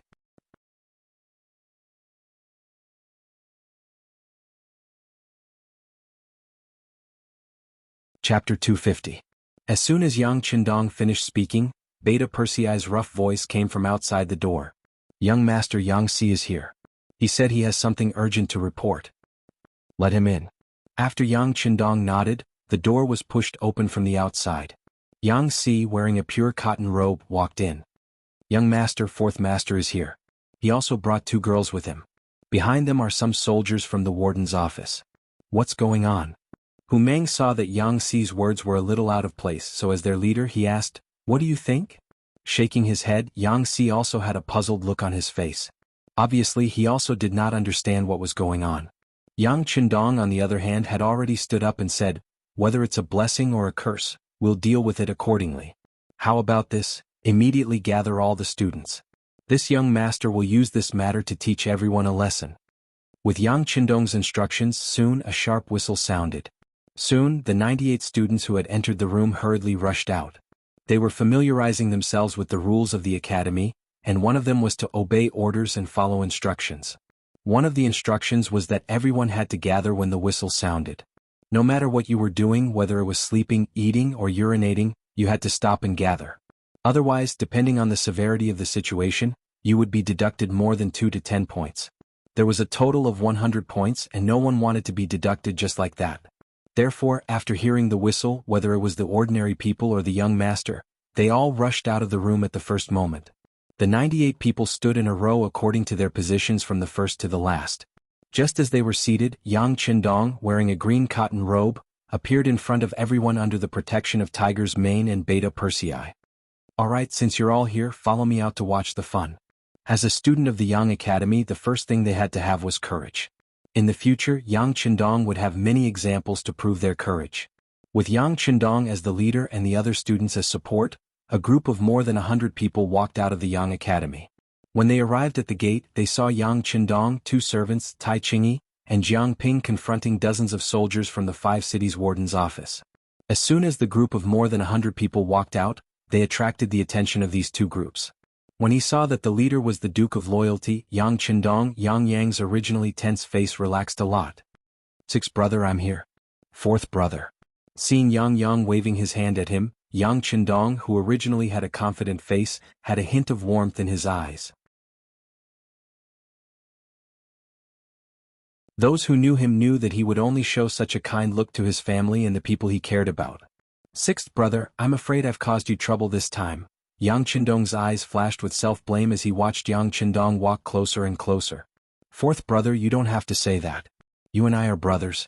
Your business is naturally my business. What's going on? Yang Qindong said as he casually glanced at the soldiers of the 5 cities warden's office. With just a glance, the dozens of soldiers on the opposite side quickly lowered their heads. After the 2 consecutive defeats against Tile, there was no one who didn't know about Yang Qindong. There was no one who didn't know about the military god. It was because of the war god's existence that not only did they not suffer any casualties, but they also made a lot of military achievements and gained a lot of benefits. Some of the soldiers' living conditions improved by more than a level, and all of this was thanks to Yang Qindong. For this reason, many soldiers' families also quietly set up a longevity memorial arch for Yang Qindong in order to express their gratitude in their hearts. But now they wanted to cause trouble for him. It was no wonder these people didn't dare to look Yang Qindong in the eye. These people lowered their heads and Yang Qindong withdrew his cold gaze. He then looked at Yang Yang and said, "Fourth brother, what's going on? Why are they following you?" Zai let the two of them explain. Yang Yang didn't know how to explain it, so he left it to Leng Qingyi and Jiang Ping. Yang Qindong had already noticed the two of them, but the difference in status was too great, so he didn't say anything. Now that his fourth brother pointed out the two of them, he used the momentum to look at them and said with an encouraging gaze, "Speak, what's going on?" "Greetings, Dong Shuai." Tai Qingyi and Jiang Ping were excited to see their idol standing in front of them, so they bowed and greeted him. Then Jiang Ping, who was more eloquent, explained the whole sequence of events to him. When Tiger's Mane heard that the matter involved Yu Xiong, the grandson of the Minister of Justice, Yu Shiyue, he signaled to one of his subordinates behind him, and the subordinate quickly disappeared. Soon, a note was brought over and Tiger's Mane handed it to Yang Qindong. The note recorded some things about Yu Xiong, but because he wasn't a big shot, the record wasn't very detailed. There were only a few words. Yu Xiong, the third of the brothers. Characteristics: there's nothing he doesn't know about eating, drinking, and having fun. He often deceives others. Once, in order to get a woman, he forced her husband to write a divorce letter and escape far away from home to protect himself. When he saw this, Yang Qindong's eyes flashed with coldness. "Tell everyone to find the person." Understood. Tiger's Mane had enough chemistry with Yang Qindong, so he naturally knew who he was referring to. At this moment, Jiang Ping also explained the cause and effect of the matter. Then she and Tai Qingyi looked at Yang Qindong. Although they didn't say anything, they knew very well that if Dong Shuai didn't care about them, they would be taken away by the 5 cities warden's office for punishment. In fact, it wasn't just Tai Qingyi. Fourth brother Yang Qindong and the 98 new students of the Yang Academy were all looking at Yang Qindong, the dean of their academy. When Jiang Ping explained the cause and effect of the matter, they heard everything clearly, so they were naturally angry at Yu Xiong's actions. He just accidentally startled the horse and didn't cause any harm. Either he compensate you with some silver, or he apologize in front of everyone and admit his mistake. Why did he have to take people away and do such a beastly thing? This was really going too far. Especially some of the students who were originally from poor families, they had encountered such things in the past. Through this matter, it was as if he had seen himself in the past. Naturally, he felt like he had a common enemy. Sensing the rising anger around him, Yang Qindong calmly turned around and looked at everyone, including Tai Qingyi and the other 2 women. He said, "I originally planned to gather everyone for a talk before lunch. Since there is such an opportunity, I will tell you in advance." The matter involved the Yang Academy, so all the students naturally put up their earphones. This was the first time they heard the dean speak, so of course they were very careful. Seeing that everyone was so serious, Yang Qindong nodded with satisfaction. He appreciated such an attitude. Since that was the case, he wouldn't be stingy with his words. Very good. Since everyone is able to enter the Yang Family Academy, it proves that everyone has a kind of fate. Although I can't guarantee that everyone will become the first batch of students of the Academy, I will teach you with all my heart as long as you are here. The first lesson I will teach you today is the word, righteousness. What is righteousness? It refers to the atmosphere of righteousness and spreading positive energy. Righteousness is a type of positive energy that is reflected in the righteousness of people. Righteousness is to walk the right path. It is to be filled with positive, righteous atmosphere. With a powerful voice, Yang Qindong continued, "People who live between heaven and earth must be indomitable and have righteousness in their bodies. Only then, no matter what situation you are in, can you hold your head high and be respected by others. As long as you have righteousness in your heart, you can do things with a clear conscience. Only then can you face any difficulties and problems and solve them." Today, Tai Qingyi and Jiang Ping only walked a little too fast because they were anxious and didn't hurt anyone. This was originally a trivial matter, but some people always thought that they were a cut above others, always thinking that they could do whatever they wanted. Thus, they took the opportunity to create trouble, wanting to use extreme means to achieve extreme goals. This is the embodiment of not having righteousness. At the same time, it is also because there are too few people with righteousness that these people can survive and do whatever they want on the streets. I don't know if everyone has thought about it, but if everyone has righteousness in their hearts and can stand up to criticize Yu Xiong, what kind of scene would that be? Presumably, from then on, there will be no place for evil people in the world, and there will be fewer and fewer unjust things in the world, right? Therefore, in the first lesson I will talk about the understanding of righteousness and the use of righteousness. At the same time, I will ask everyone to have righteousness. Not only must you have righteousness, but you must spread it to others. One day, when everyone has righteousness, then the world will be peaceful and the people will be prosperous. I look forward to the arrival of that day. Good. As soon as Yang Qindong finished his words, the crowd, led by Wang Si, began to cheer loudly. Waves of warm applause followed. Seeing that everyone agreed with his point of view, Yang Qindong smiled at everyone in satisfaction. Then he turned to Tai Qingyi and Jiang Ping. The two of you have been accepted by the Yang Academy. Your names are on the list. Now, please enter the academy to collect your things and understand the relevant rules.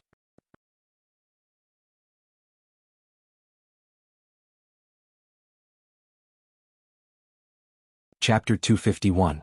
Tai Qingyi and the other girl, who were originally very excited by the righteous words, showed joy and excitement when they heard Yang Qindong say that they were accepted. They immediately agreed happily.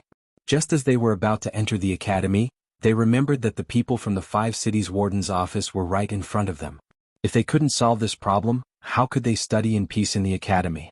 Noticing that the two girls' footsteps were a little hesitant, Yang Qindong nodded lightly.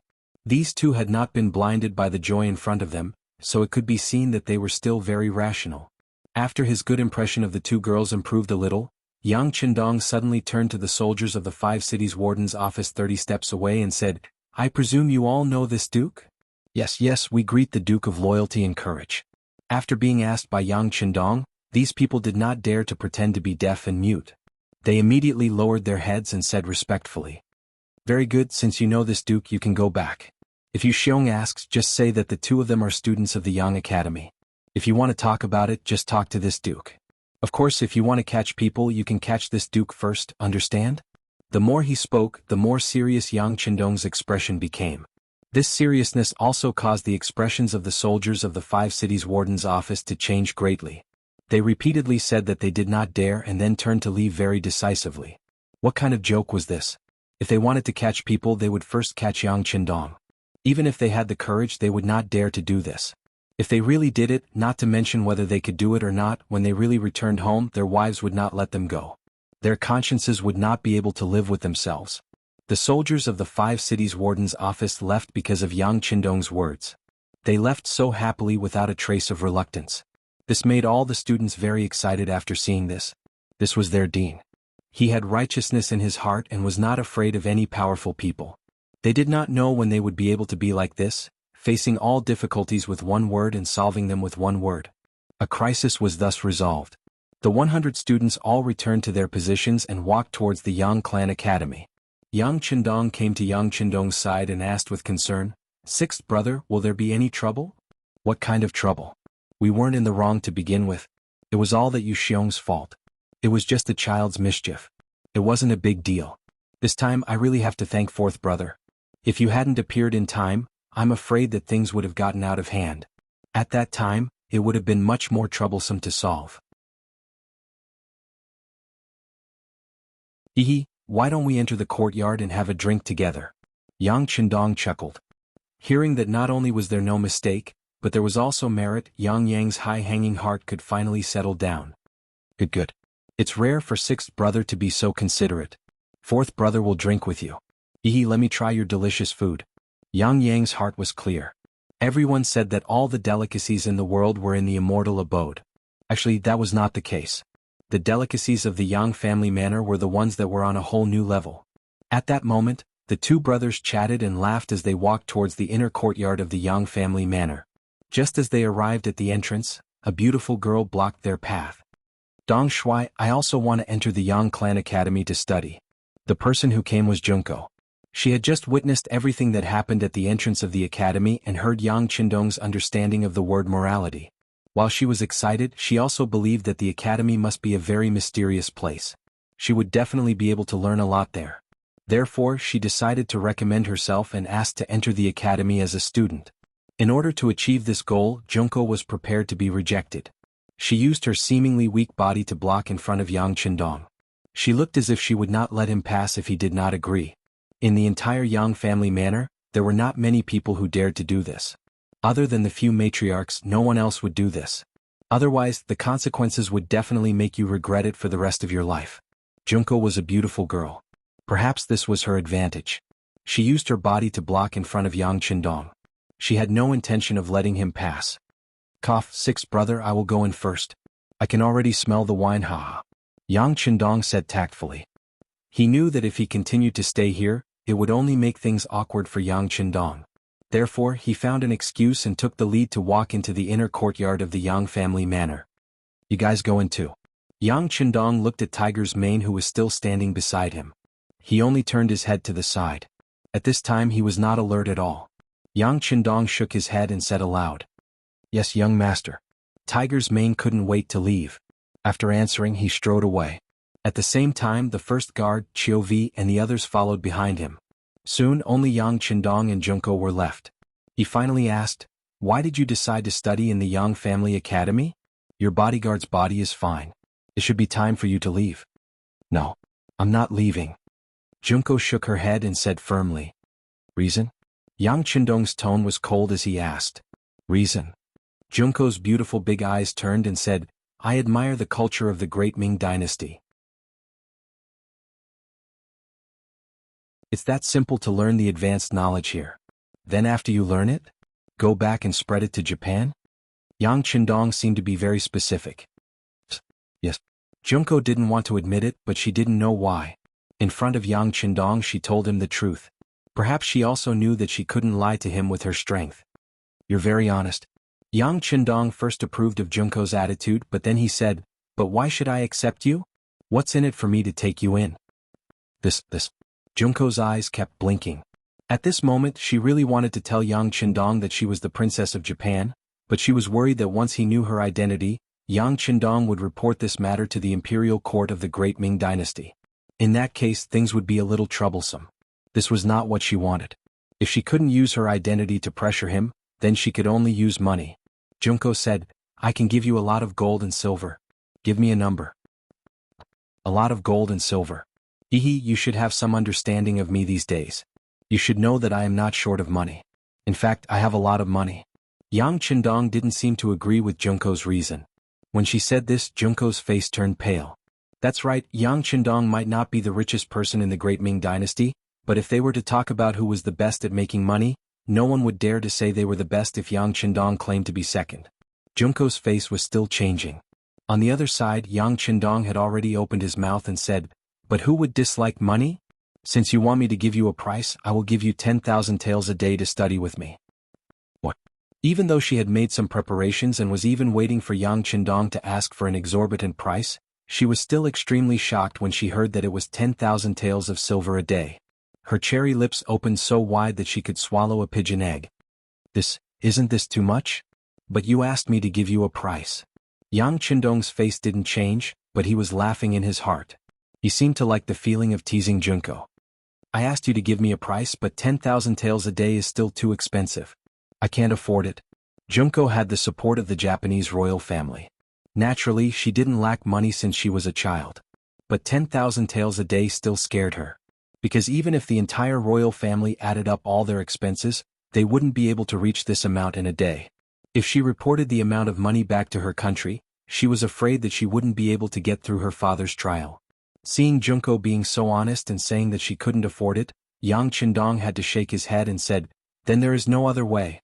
You asked me to give you a price, but you can't afford it. You might as well not go to the academy to study. After saying that, Yang Qindong was about to leave, but Junko still stood in front of him, blocking his way. So 1,000 taels a day, this is already the limit I can pay. As if she had made up her mind, Junko said these words with great effort, and her face was extremely serious. 1,000 taels a day in a month, it would be more than 30,000 taels. This was Junzi. Before she came to the great Ming Dynasty, her father gave her a lot of good things, and some of them were even prepared for her future dowry. If it were other people, they wouldn't even dare to say such words. 1,000 taels a day, it seems to be a lot. Okay, it's a deal. But I'll say the ugly words first. As soon as you enter the academy, you have to listen to me. If you can't bear the hardships and take the initiative to withdraw, then don't come looking for trouble. Yang Qindong originally wanted to scare Junko. If he wanted to use this person, even if she didn't pay him a single tael, he would still agree. He just deliberately delayed it. But he didn't expect that there would be an unexpected gain. 1,000 taels a day was naturally nothing for him, but if there was money to be earned, then he would be a fool. No problem, I won't withdraw. I will stick to it. Thank you, Dong Shuai. Finally getting what she wanted, Junko's face was full of joy. She then turned around and walked away happily. She even seemed to be humming a famous Japanese song. Yang Chendong was a capable person and a very capable one at that. If such a person could be used by the emperor, he would definitely become the most powerful arm. At this moment, if he stayed here, it meant that he had more opportunities to come into contact with Yang Chendong, and the possibility of recruiting him for his own use would naturally increase. Although Yang Chendong was already the loyal duke and the hope was not great, at least there was hope, right?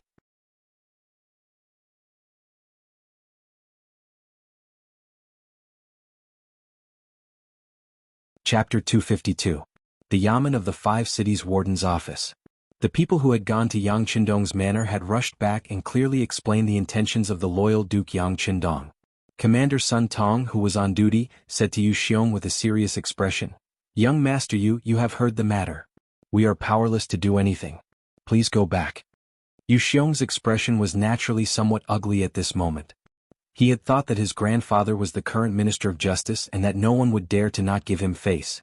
In the past he had also done some outrageous things, but in the end nothing had happened. He had eaten and drank as he should. But today, after meeting Yang Chendong, everything had changed. The Five Cities Warden's office had actually spoken to him in such a state. It was clear that they did not want to interfere. Very good, Commander Sun, right? Your attitude of shirking responsibility is very bad. I will report this to your superior, and I will also tell my grandfather, Yu Xiong said with a fierce expression. He had thought that if he brought up his grandfather, Sun Tong would at least be nervous if not afraid. But instead he stood there and did not even raise his eyes. On the contrary, he kindly advised him, "Young Master Yu, let me give you a piece of advice. You should first explain this matter to your grandfather before deciding what to do. Otherwise, if you carelessly do something and implicate your entire family, that would be really bad." Sun Tong was only advising him with good intentions. Of course, he did not want to offend the current Minister of Justice. But when Yu Xiong heard these words, his expression changed again and again. He felt that Sun Tong was clearly looking down on him, including his grandfather. He immediately flung his sleeves angrily and left. It could be seen that at this moment he was very angry. After leaving the Yamen of the Five Cities Warden's office, Yu Xiong looked at the people walking on the street and swore in his heart that no matter what, he would get back at them today. Wasn't he just a loyal duke who had made some contributions? Although he had a title, which duke, marquis and count really had great power? In the end, didn't the important officials control everything in the imperial court? Back then, no matter how awe-inspiring Zhang Fu was in the end, didn't he still have to tuck his tail between his legs and behave himself? This Yang Chendong had become a duke at such a young age, yet he didn't want to restrain himself. Instead, he wanted to go against him, so he had to let him know how powerful he was. He thought about how he had many friends in the capital, and he was also quite open-minded and had made friends with people from all walks of life. It shouldn't be a problem for him to teach Yang Chendong a lesson. At this moment, Yu Xiong wanted to kill. Although he did not say that he wanted to kill Yang Chendong, he decided to teach him a lesson and let him know who he could not afford to provoke. But he didn't even think about it. How could someone who could reach this position at the age of 20 be so easy to get along with? Was it appropriate to treat such an opponent as an ordinary playboy? Would it work? Yu Xiong quickly left the Five Cities Warden's office and appeared on a bustling street. Here he found a big gangster named Lu San. Black and white had existed in all eras. The only difference was which side was more powerful. Lu San was one of the representatives of black. This man had lived in the capital since he was a child, and because he was ruthless and brave enough to only recognize money and not people, he had managed to carve out a small world for himself, becoming a character in the nearby streets. It was rumored that this man had more than 100 subordinates and more than 1,000 ordinary subordinates. Yu Xiong came and sat face to face with Lu San at the table. A large stack of banknotes issued by the Yang family bank was placed there. The thick stack was more than 20,000 taels. Looking at the money that was enough for him to risk his life for 2 to 3 years, Lu San's eyes were red. He was like a vicious tiger that had seen its prey and could not control himself. Teach a person a lesson and this is all yours. Seeing Lu San's drooling appearance, Yu Xiong was much more confident. Okay, please tell me who it is. Money makes the world go round. At this moment, Lu San had a very good explanation. For money he could even kill his own parents, not to mention dealing with an outsider. East Marshal Yang Qindong. Yu Xiong said his name. The moment Yu Xiong announced his name, Lu San's face twitched violently. He thought that if a high-ranking young master like Yu Xiong was willing to take out so much money for him, it would not be simple. The person he had to deal with would also not be a nameless pawn. But he did not expect it to be the East Marshal. Even ordinary people knew the name of the East Marshal, not to mention people like Lu San who mingled in the underworld. There was even a period of time when he thought of relying on this loyal duke. But later he was afraid of losing his freedom and gave up on this idea. Now that Yu Xiong said that he wanted to deal with this person, his expression changed greatly. But when he saw the banknotes on the table, he made a decision. As the saying goes, how can one catch a tiger cub without entering the tiger's den? If he wanted to earn money, he had to take risks, especially for people like him who were in the underworld. Young Master Yu, the East Marshal, hides in the Yang clan manor every day. It won't be easy to deal with him. From what I know, even the embroidered uniform guards were unable to gain anything from the Yang clan manor.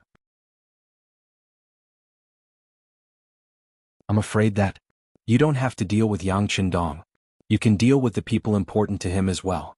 You just have to teach him a lesson. Yu Xiong had thought about it a long time ago.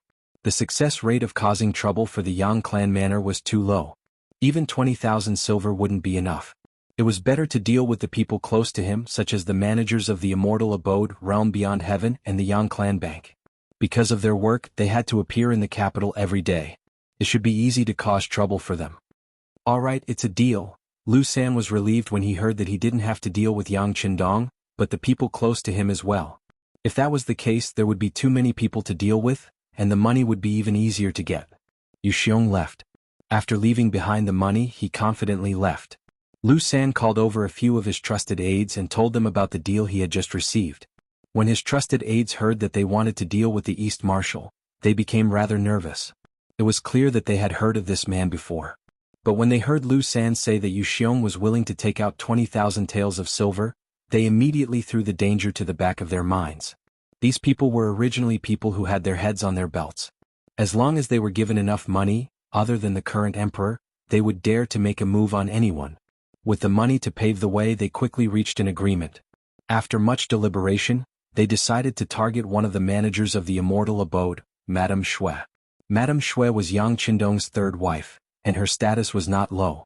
If something happened to her, Yang Qindong would definitely be heartbroken. If they could persuade her, they would have completed the mission Yu Xiong had set for them. Of course, there was an even more important reason for choosing this person. This person's beauty had made their hearts itch for a long time. If they could capture this person and satisfy their own needs, wouldn't that be killing two birds with one stone? As for how Yang Qindong would deal with them after they succeeded, if worst came to worst, they would just take the money and leave the capital. This wasn't the first time they had done something like this.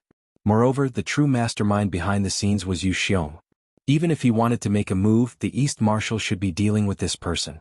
Why would he care about small fries like them?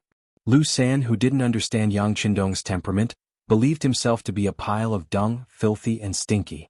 People like them, as long as they had some status, wouldn't have too many interactions with them. If something really happened, they would just be chased down by some officials on the surface. They had plenty of ways to deal with soldiers to ensure their own safety. Just like in the past, they had also done things to target nobles, but hadn't they still managed to survive until now? Treating Yang Qindong as an ordinary aristocrat was a mistake that Lu San and the others made in their understanding. What they didn't know was that there were some things that couldn't be done or even thought about. Otherwise, the consequences would be far beyond what they could bear. Now that they had a common understanding, they began to make preparations. First, they would familiarize themselves with Madame Snow's route, and then they would find a suitable opportunity to strike. As Yang Qindong's third wife, Madame Snow was currently very busy. She was born as a singer and she had a good singing voice, so she was like a fish in water in the Immortal Abode. Moreover, the world had been peaceful recently, and the Immortal Abode had flourished once more. It had reached a level of prosperity that was hard to come by. The play she and Madame Xiang had written about the war between the war god and the Walla had become even more popular. This success in her career only made Madame Snow love Yang Qindong even more. She would never forget who had given her all of this. For this reason, no matter how busy she was, she would always make a trip back to the Yang clan manor every 3 days just to see her beloved. It was yet another busy day. From the time the Immortal Abode opened in the morning until nightfall, there were no empty seats. Madame Snow also busied herself for the better part of the day. After dinner she left everything to Madame Xiang. The two of them had long since reached an agreement that unless there was something important, they would return to the Yang clan manor in batches to spend the night. After explaining everything, Madame Snow entered a soft sedan chair. As soon as she entered, she was overcome by fatigue, and before she knew it, she had fallen asleep. The four people carrying the sedan chair were all Lung Feng. This was the result of Yang Qindong's cautious personality. Even though the world was at peace and the Walla had not only retreated, but had also begun to trade with the Great Ming, Dai Zong was also busy training the new army. It seemed like no one would do anything to him, but Yang Qindong was still very protective of his wives. He was well aware that there were some things that he couldn't afford to make a mistake, because a single mistake would leave him with lifelong regret.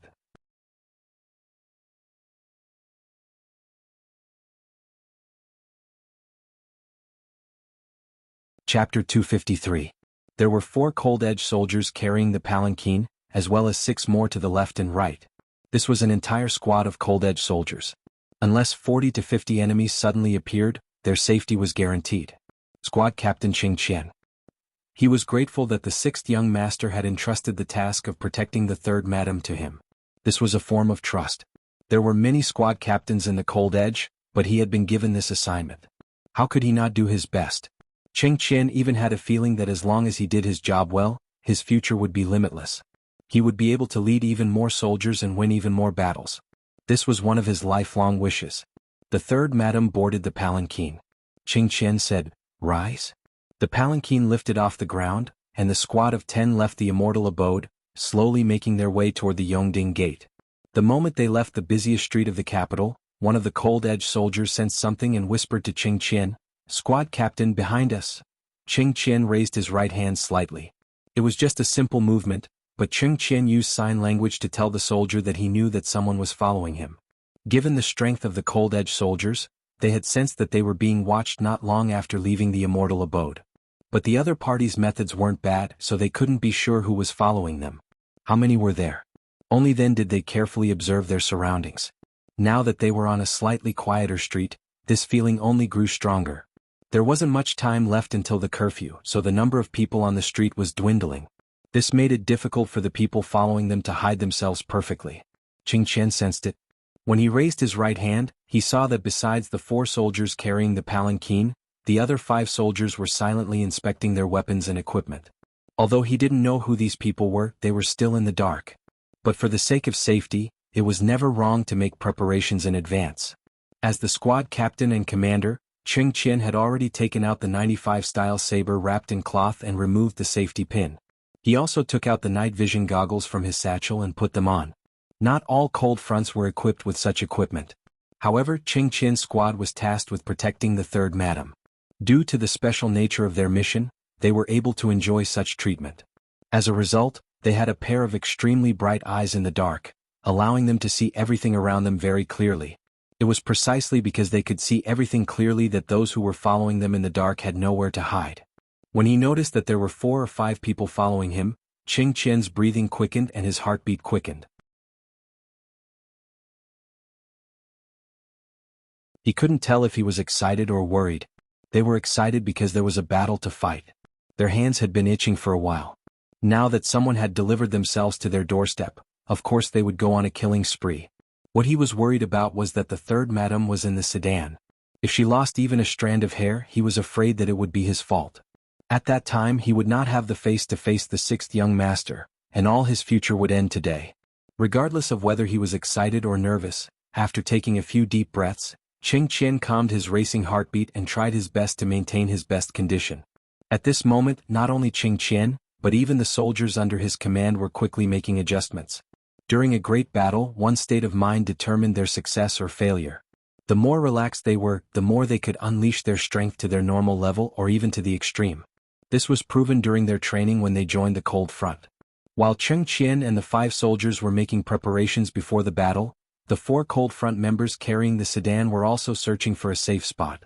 The so-called safe spot was the best place to ensure the 3rd madam's safety. For such a place it was best to be in a corner. The more hidden it was, the better it was. Generally, a blind spot could reduce the number of points of attack. The best blind spot was when there were 3 walls and only one side would be attacked. Currently, the four of them were constantly searching in the dark night. Finally, the four of them resonated at the entrance of a large mansion with the word, Gao, written on it. For such a large and wealthy family, the entrance of the mansion was very sturdy and wide. If they could hide here, the number of points of attack would be very small. After coming to a consensus, the four of them began to quicken their pace. Cheng Qian and the other five also protected them as they quickly moved toward the Gao mansion's entrance. Their sudden acceleration and abnormal behavior attracted the attention of the people who were secretly following them. This time, in order to hit the target with one strike, more than 20 people in the city were responsible for the follow-up work nearby. More than 30 people were lying in ambush on the only way to the Yang village outside the city. They had found the best place to fight. When there were open mountains all around, they believed that they could catch their target, Madame Snow. Whether it was because they had underestimated the enemy or because they were overconfident, after Lu San arranged everything, he took two of his trusted subordinates to a brothel and began to have fun. In his opinion, with such a delicate arrangement, Madame Snow would be captured easily. Perhaps it wouldn't be long before this fairy-like woman would appear beside his bed. Because of their carelessness, they did not go to the scene to give orders. When Cheng Qian and the others suddenly changed their behavior, more than 20 people in charge of this part of the city were dumbfounded. They did not understand how the enemy had discovered them. They also did not know what to do next. Should they take action, wait and see, or wait for an opportunity? While these people were still at a loss, Cheng Qian had already made the decision to fight back. He took the initiative to strike first to gain the upper hand. When the sedan came to the stone pillar beside the Gao mansion's entrance, the four Lung Feng who carried the sedan quickly took off the 95 style from their backs. Then they stood next to each other in the only blind spot where they could attack. They blocked the sedan as a human shield, just in case Madame Wei San was safe. When the four of them had finished all this, Cheng Qian had already given the order to shoot. However, the first shot was not aimed at the enemy, but at the lanterns hanging high in the street. Bang! In such a quiet night, the gunshot was so clear and soul-shaking. With one shot, a lantern hanging high in the sky fell to the ground, making the place dark. Bang bang bang. Gunshots rang out one after another. One after another, lanterns fell from the sky, causing the street that was originally visible to the naked eye to suddenly plunge into darkness. It really made people feel like they could not even see their own fingers in front of them. Under the gunshots, the sparse crowd on the street was immediately agitated. They covered their ears and ran around like headless flies, trying to relieve the fear and dread in their hearts. In contrast, the assassins who were prepared to follow them did not run around in all directions. However, the sudden darkness still stunned them and caught them off guard. When their vision turned completely dark, their habit prevented them from regaining their vision in a short period of time. The only thing they could do was to stay put and wait for their retina to recover from the situation in front of them. However, it was at this moment that Cheng Qian and the others made their move. With the help of the advanced night vision goggles, they immediately locked onto the people who were following them. Then they slowed down their breathing and exhaled slowly.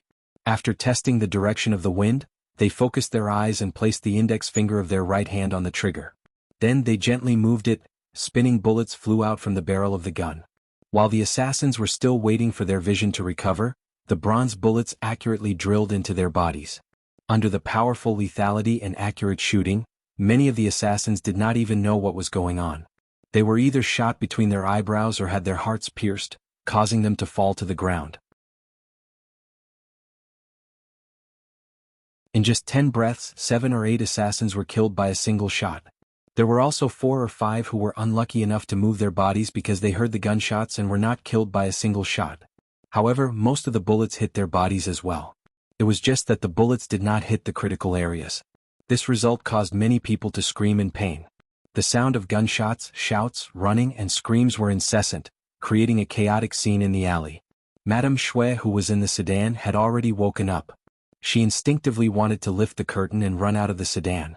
However, Yang Qindong's figure appeared in her mind and she remembered what Lu Lang had told her. Remember, no matter who you are, once you encounter danger in the future, if you are outside, immediately lie down on the ground. If you are in the room, immediately find a safe place to hide. If you happen to be in the sedan, unless the guards let you go, you must not rush out. Also, try to lower your body as much as possible to reduce the chances of being hurt. Thinking of this, Madame Shui quickly squatted from her original sitting position. Then she listened to the gunshots outside and hoped that Lu Lang would appear soon. The gunshots outside were loud and abrupt in the quiet night. The soldiers of the warden's office who were patrolling nearby heard the gunshots and quickly rushed over.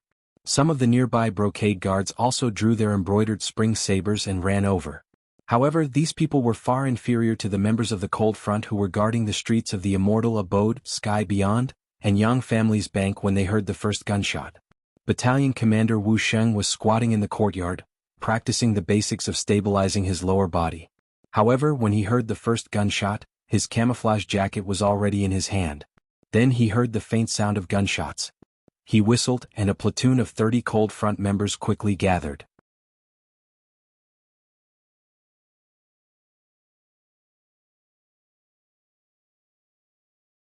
Chapter 254. Platoon 2 follow me. Platoon 1 be on high alert. Platoon 3 be responsible for patrolling. If you notice any dangerous people approaching, you can shoot to kill if the warning is ineffective. While he was giving the order, Wu Sheng had already rushed out of the courtyard with 30 soldiers, following the sound of the gunshots. However, no matter which group it was, no matter how fast they were, they could not be faster than the assassins that had already surrounded the street. The sudden gunshot had indeed caused them quite a bit of damage and they were even knocked dizzy. However, they did not forget what their mission was. Even with the sound of gunshots, it did not stop them from approaching the palanquin. This was also thanks to the darkness of the night. If it was during the day, they would not have the courage to approach the palanquin when they saw how tragically their companions died and how accurate the firearms were. It was because of the cover of the night that they thought their opponents were only using firearms that were not accurate and did not have much power. This was why they had the courage to approach the palanquin. With the help of the night vision goggles, Ching Qian and the others continuously shot the assassins in black on the street. 1, 2, 3, 4. Soon the street was filled with corpses. The smell of blood began to spread rapidly in the air, rushing into people's nostrils. It was so stimulating. In front of the 95 style, not a single assassin could get within 30 steps of the palanquin. They did not even have the chance to make a move before they died on the ground. Even when they died, they could not close their eyes. Without finding out the cause of their deaths, they could not close their eyes in peace. The assassins seemed to have been killed and there was no movement. However, Ching Qian did not have the slightest intention of letting down his guard. Fire a red signal flare and explain the situation to the outside. At the same time, everyone stay in place and be alert. If you notice any danger, don't hesitate. Don't be afraid of wasting bullets. A red signal flare rose up following the order. It was so dazzling and eye-catching in the dark night. Even the hidden sentries in Yangjia village that were 15 miles away could see it clearly. Seeing that it was a red signal flare, the sentry immediately sent a signal to another sentry not far away. Soon Yang Qindong in the Yang family manor received the news. During the day he taught the students numbers in the Ming Dynasty. It was also known as arithmetic. When the numbers 1, 2, 3, 4, 5 appeared, it made the 100 students feel strange and curious. In fact, such numbers had appeared before, but because there was a kind of number called Swanchu at that time, it was more convenient to write, so Arabic numbers were not popularized in our country in time. Now that it was taken out by Yang Qindong, everyone was curious as to how it could be calculated in such a way. However, when the multiplication formula was read out, everyone was shocked. It turned out that arithmetic could have such a pattern and be so simple. For a moment, everyone was shocked. Hu Yin, Xiao Yin, and the others who were listening from the side were also shocked by this method. For a moment, everyone's mood to learn was very high. At the end of the day, Yang Qindong's mouth was a little dry from all the teaching. Not long after class ended, he heard a subordinate report that a red signal flare had flashed in the capital. According to the agreement, a red signal flare meant that there was danger, but it had basically been resolved. When there were only 2 flare, it meant that there was a need for backup. When there were 3 flare, it meant that there was an emergency. But even though he knew the significance of a red signal flare, Yang Qindong was still a little nervous. He did not know who was going to attack his faction.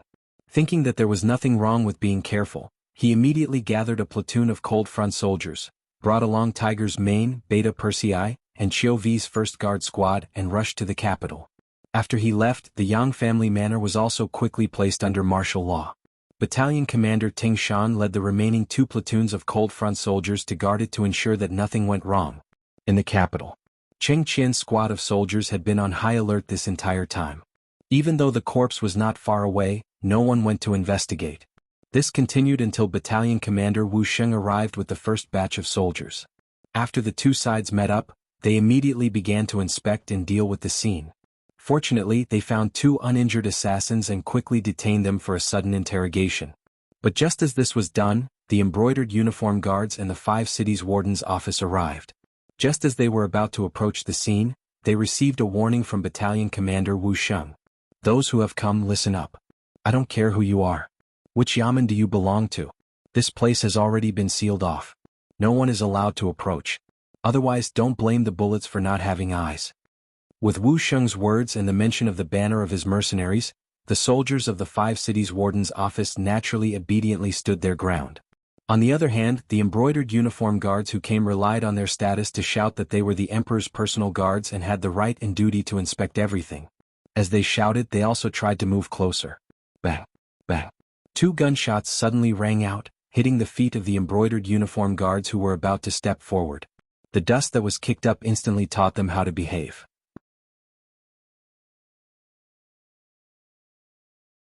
The originally shouting voices immediately became much softer until there was no more movement. The mercenaries had once more used their strength to show the outside world that they were not subject to any restrictions. Anyone who dared to challenge their military discipline would have to pay the price in blood. No one moved forward, but this did not mean that no one was paying attention. On the contrary, it didn't take long for the upper echelons of the embroidered uniform guards and the 5 cities warden's office to arrive. This included Inspector Shi Heng, who had returned to the capital before the end of the year, Commander Sun Pe, Commander Lu Gue, and fellow Commander Ji Guang. What's going on in front? Why was there a gunshot? As soon as Shi Heng appeared, he asked arrogantly. Shi Heng had been promoted to Inspector General, Commander-in-Chief and Count of Wuching for his meritorious service, and then he had led an army of 150,000 soldiers to battle the Walla. But because he had been too careless, he had been schemed against and lost the battle. If not for Yang Qindong's timely intervention, the capital would have been lost. Logically speaking, a defeated general was a guilty general and should have been punished and imprisoned. But in the Great Ming, nothing was absolute. Meritorious officials could not receive substantial rewards, while guilty officials could rise to the heavens in a single step. This was a characteristic of the time. In the Great Ming, a person's meritorious service was not determined by how capable they were. In the end, it depended on whether they obeyed the emperor and obeyed imperial authority.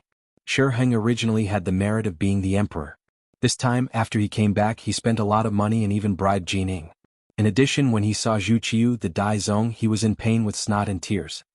He said that he was loyal to the emperor and would listen to the emperor's orders. He was willing to do anything for the emperor. After a few maneuvers, Zhu Qiu was truly moved. Not only was he not punished, but he was also reinstated to the position of military governor. He was even given the important task of rebuilding the army with Jining. He was promoted from his original position of Count Wuching to Marquis Wuching. Zhu Qiu's intentions were extremely clear. He wanted to promote Shi Heng and restrict Yang Qindong's influence in the army. Regaining the emperor's trust and wielding great power made Shi Heng feel like he didn't know the immensity of heaven and earth. As soon as he arrived, he began to speak as if he were the master of this place. In response to Shi Heng's behavior, the subordinates all lowered their heads in silence. These people had been in the capital for a long time, and many of them had even witnessed the battle between the mercenaries and the Walla. Naturally, they knew how powerful these people were. It was precisely because they knew that they didn't have the courage to provoke them. Seeing that no one answered his question, Shi Heng's expression turned ugly. What's the matter? No one answered, right? Very well, after this matter is over, you don't have to work anymore. You'll all be dismissed. Is Sun Tong's command department here? Go and see what's going on. Sun Tong, who was called out, had a bitter expression.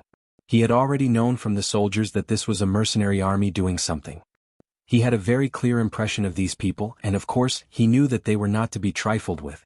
Therefore, when he heard Shi Heng call out his name, he carefully moved closer to him and muttered, "Sir Inspector, this is a mercenary army doing something. It's not good for us to interfere too much." What mercenary army doing? It's not good for us to interfere too much. Isn't this the capital of the Great Ming Dynasty? Since you're so cowardly, I think you don't have to work anymore.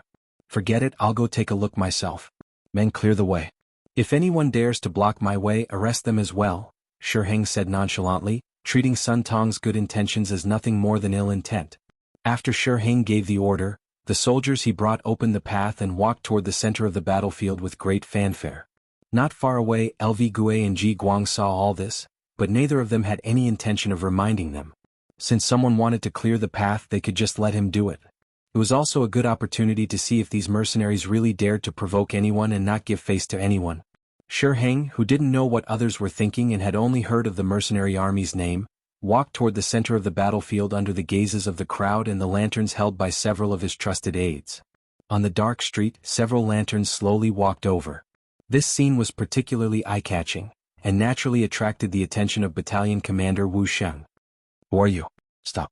If you continue to walk forward, we won't be polite. This official is the great Ming Dynasty's inspector, and I have the authority to command the military camp in the capital. Who are you? Why are you making such a big commotion in the middle of the night?" Shi Heng walked forward under the protection of his soldiers and questioned loudly. Based on his experience, it was very easy to intimidate others with this kind of momentum and make the opponent feel afraid.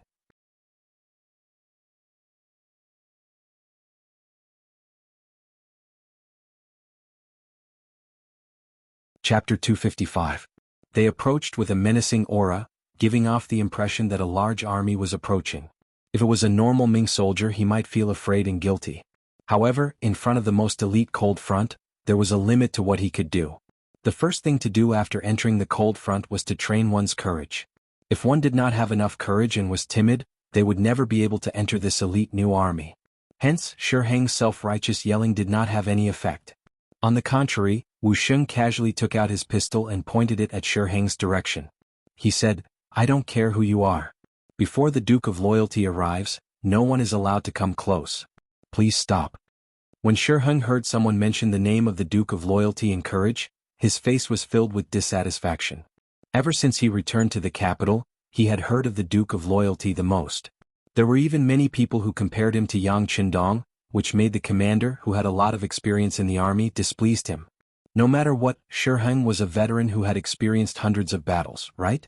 He also had many years of experience patrolling the borders and had fought many wars with the foreign races. It was not an exaggeration to say that he had climbed out of a pile of corpses. However, someone actually compared him to a young man who had just turned 20 years old. How could he accept this? When he heard the Duke of Loyalty's name, he was even more indignant. "Oh, I insist on coming over. What can you do about it? Come on, archers, get ready. If these people dare to resist, shoot them for the crime of rebellion." Before he could finish his sentence, a loud gunshot interrupted him. Then the lantern on Shi Heng's left was shot to the ground.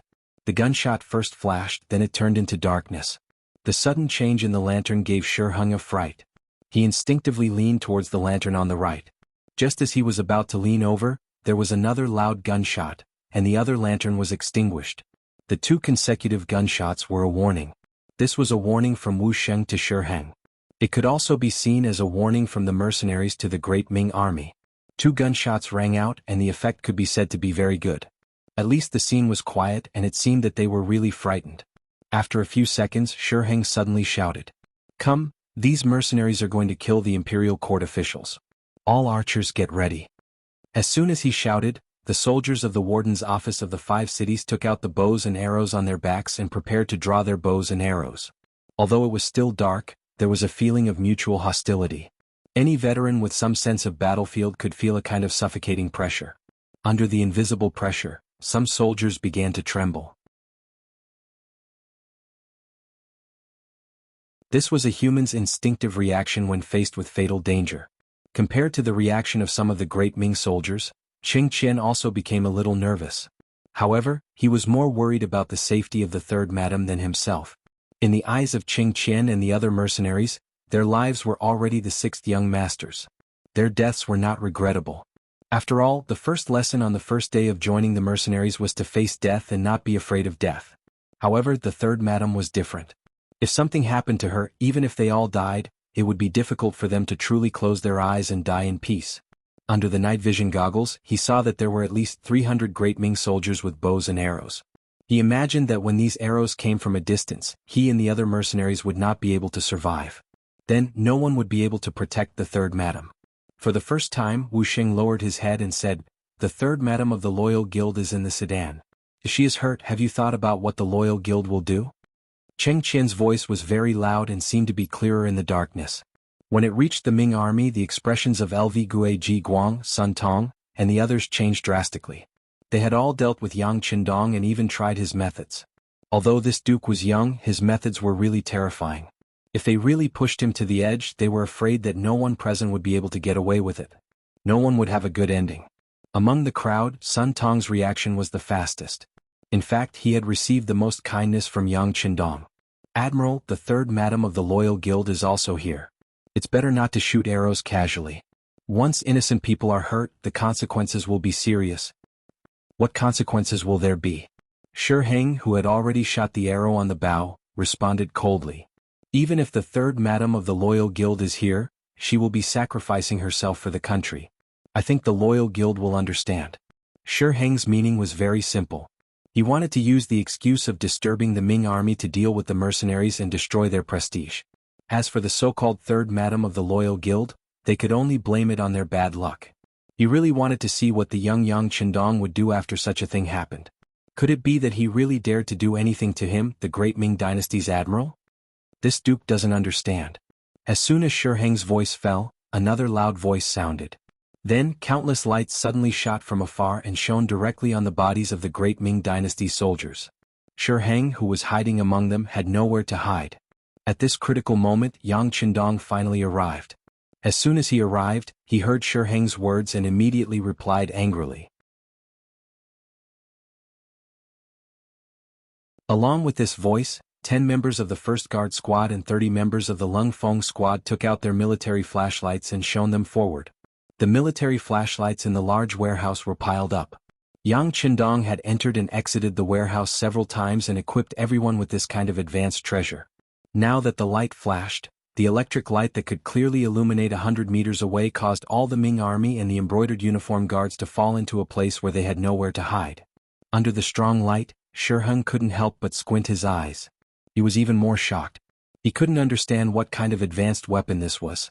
How could it illuminate the night as if it was daytime? Most importantly, in such an environment, his body was exposed to the advanced firearms of the mercenaries. Didn't this mean that if they wanted to shoot him to death, they could easily find him and execute him? At this moment, Shi Heng had an extremely bad feeling in his heart. Shi Heng didn't know that even without the strong light, he was still in the sights of the Lung Feng Squad. However, Yang Qindong still chose to do this as a serious warning. As soon as the strong light appeared, the first to panic were the great Ming soldiers who were holding strong bows. They thought that they could luckily shoot arrows in the dark. But now they were clearly seen by others. How would they dare to move? This caused all the Ming army to become very obedient when Yang Qindong appeared. Taking advantage of this pressure, Yang Qindong strode forward and arrived at the juncture between the two armies. His cold gaze swept over the people who had just arrived. Suddenly he roared, "Are you crazy? Don't you know that these are mercenaries?" Yang Qindong's question made many Ming soldiers lower their heads. They couldn't answer this question. Even Lu Gue Ji Guang, Sun Tong, and the others lowered their heads. They didn't want to answer this question. Or rather, they didn't want to face the Duke of Loyalty and Yang Qindong. Shi Heng naturally felt everyone's emotions. However, at this moment he absolutely couldn't lower his head. It was not because of anything else, but because he was the one who shouted the most fiercely just now. If he was the first to admit defeat when Yang Qindong appeared, how could he lead the troops? So after about 10 seconds, Shi Heng finally raised his head after he had more or less adapted to the strong light. So what if they are mercenaries? In the territory of our great Ming dynasty, anyone who casually kills people will be punished no matter who they are. You're Shi Heng?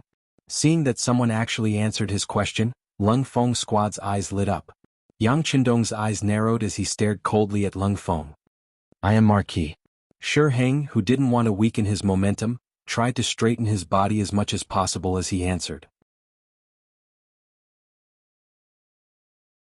Don't call yourself Marquis in front of this duke. When I was a Marquis you were just a small count. As soon as Shi Heng finished speaking, Yang Qindong's angry voice spread through the entire street. The questioning voice was like thunder, and Shi Heng was naturally furious. However, at this moment he didn't know how to answer. After all, he was indeed 10% worse than Yang Qindong in terms of title. At this moment he actually began to hate the acting emperor Zhu Qiu. He hated that Zhu Qiu didn't directly promote him from Count Wuqing to Duke Wuqing. That way he could confidently talk to Yang Qindong. However, he didn't think about it. Yang Qindong was promoted to duke because Zhu Qiu had no choice. He really didn't know how to reward Yang Qindong, so he had to do something. And what did he do? What contribution did he make? Shi Heng still had an unconvinced expression on his face. When he was still sulking, Yang Qindong spoke again. Just now you said that, so what if they are mercenaries? Then let me ask you, if there were no mercenaries, who would resist the Walla's army? Without the mercenaries, the capital would have already been taken over by someone else, so what right did you have to stand here and make such a fuss? You look down on the mercenaries, but what have you done? Have you lost every battle? Under the angry questioning, Shi Heng only felt his face burning. He wanted to refute something, but he found that it seemed that he was powerless to say anything. Yang Qindong, after angrily scolding Shi Heng until he couldn't say a word, seemed to be still angry. He followed the strong light and looked at LV Gue Ji Guang, Sun Tong and the great Ming soldiers. He asked, Shi Heng is a defeated general. During the battle to protect the capital, he didn't know where he escaped to. It's normal that he isn't familiar with the situation. But what about you? You all experienced that battle, so how could you not know the power of the mercenaries? Have you thought about it? If they were injured because of this, once the leader of the mercenaries asks, how would I answer? If we don't respond well, the mercenaries will become enemies with the great Ming. Who can stop them?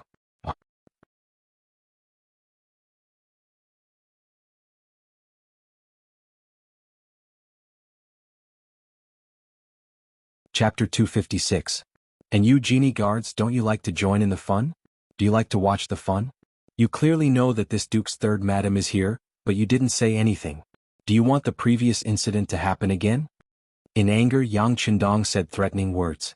As for the previous incident, it was naturally referring to the eunuch who claimed to be his duke and clashed with Yang Qindong's title of duke.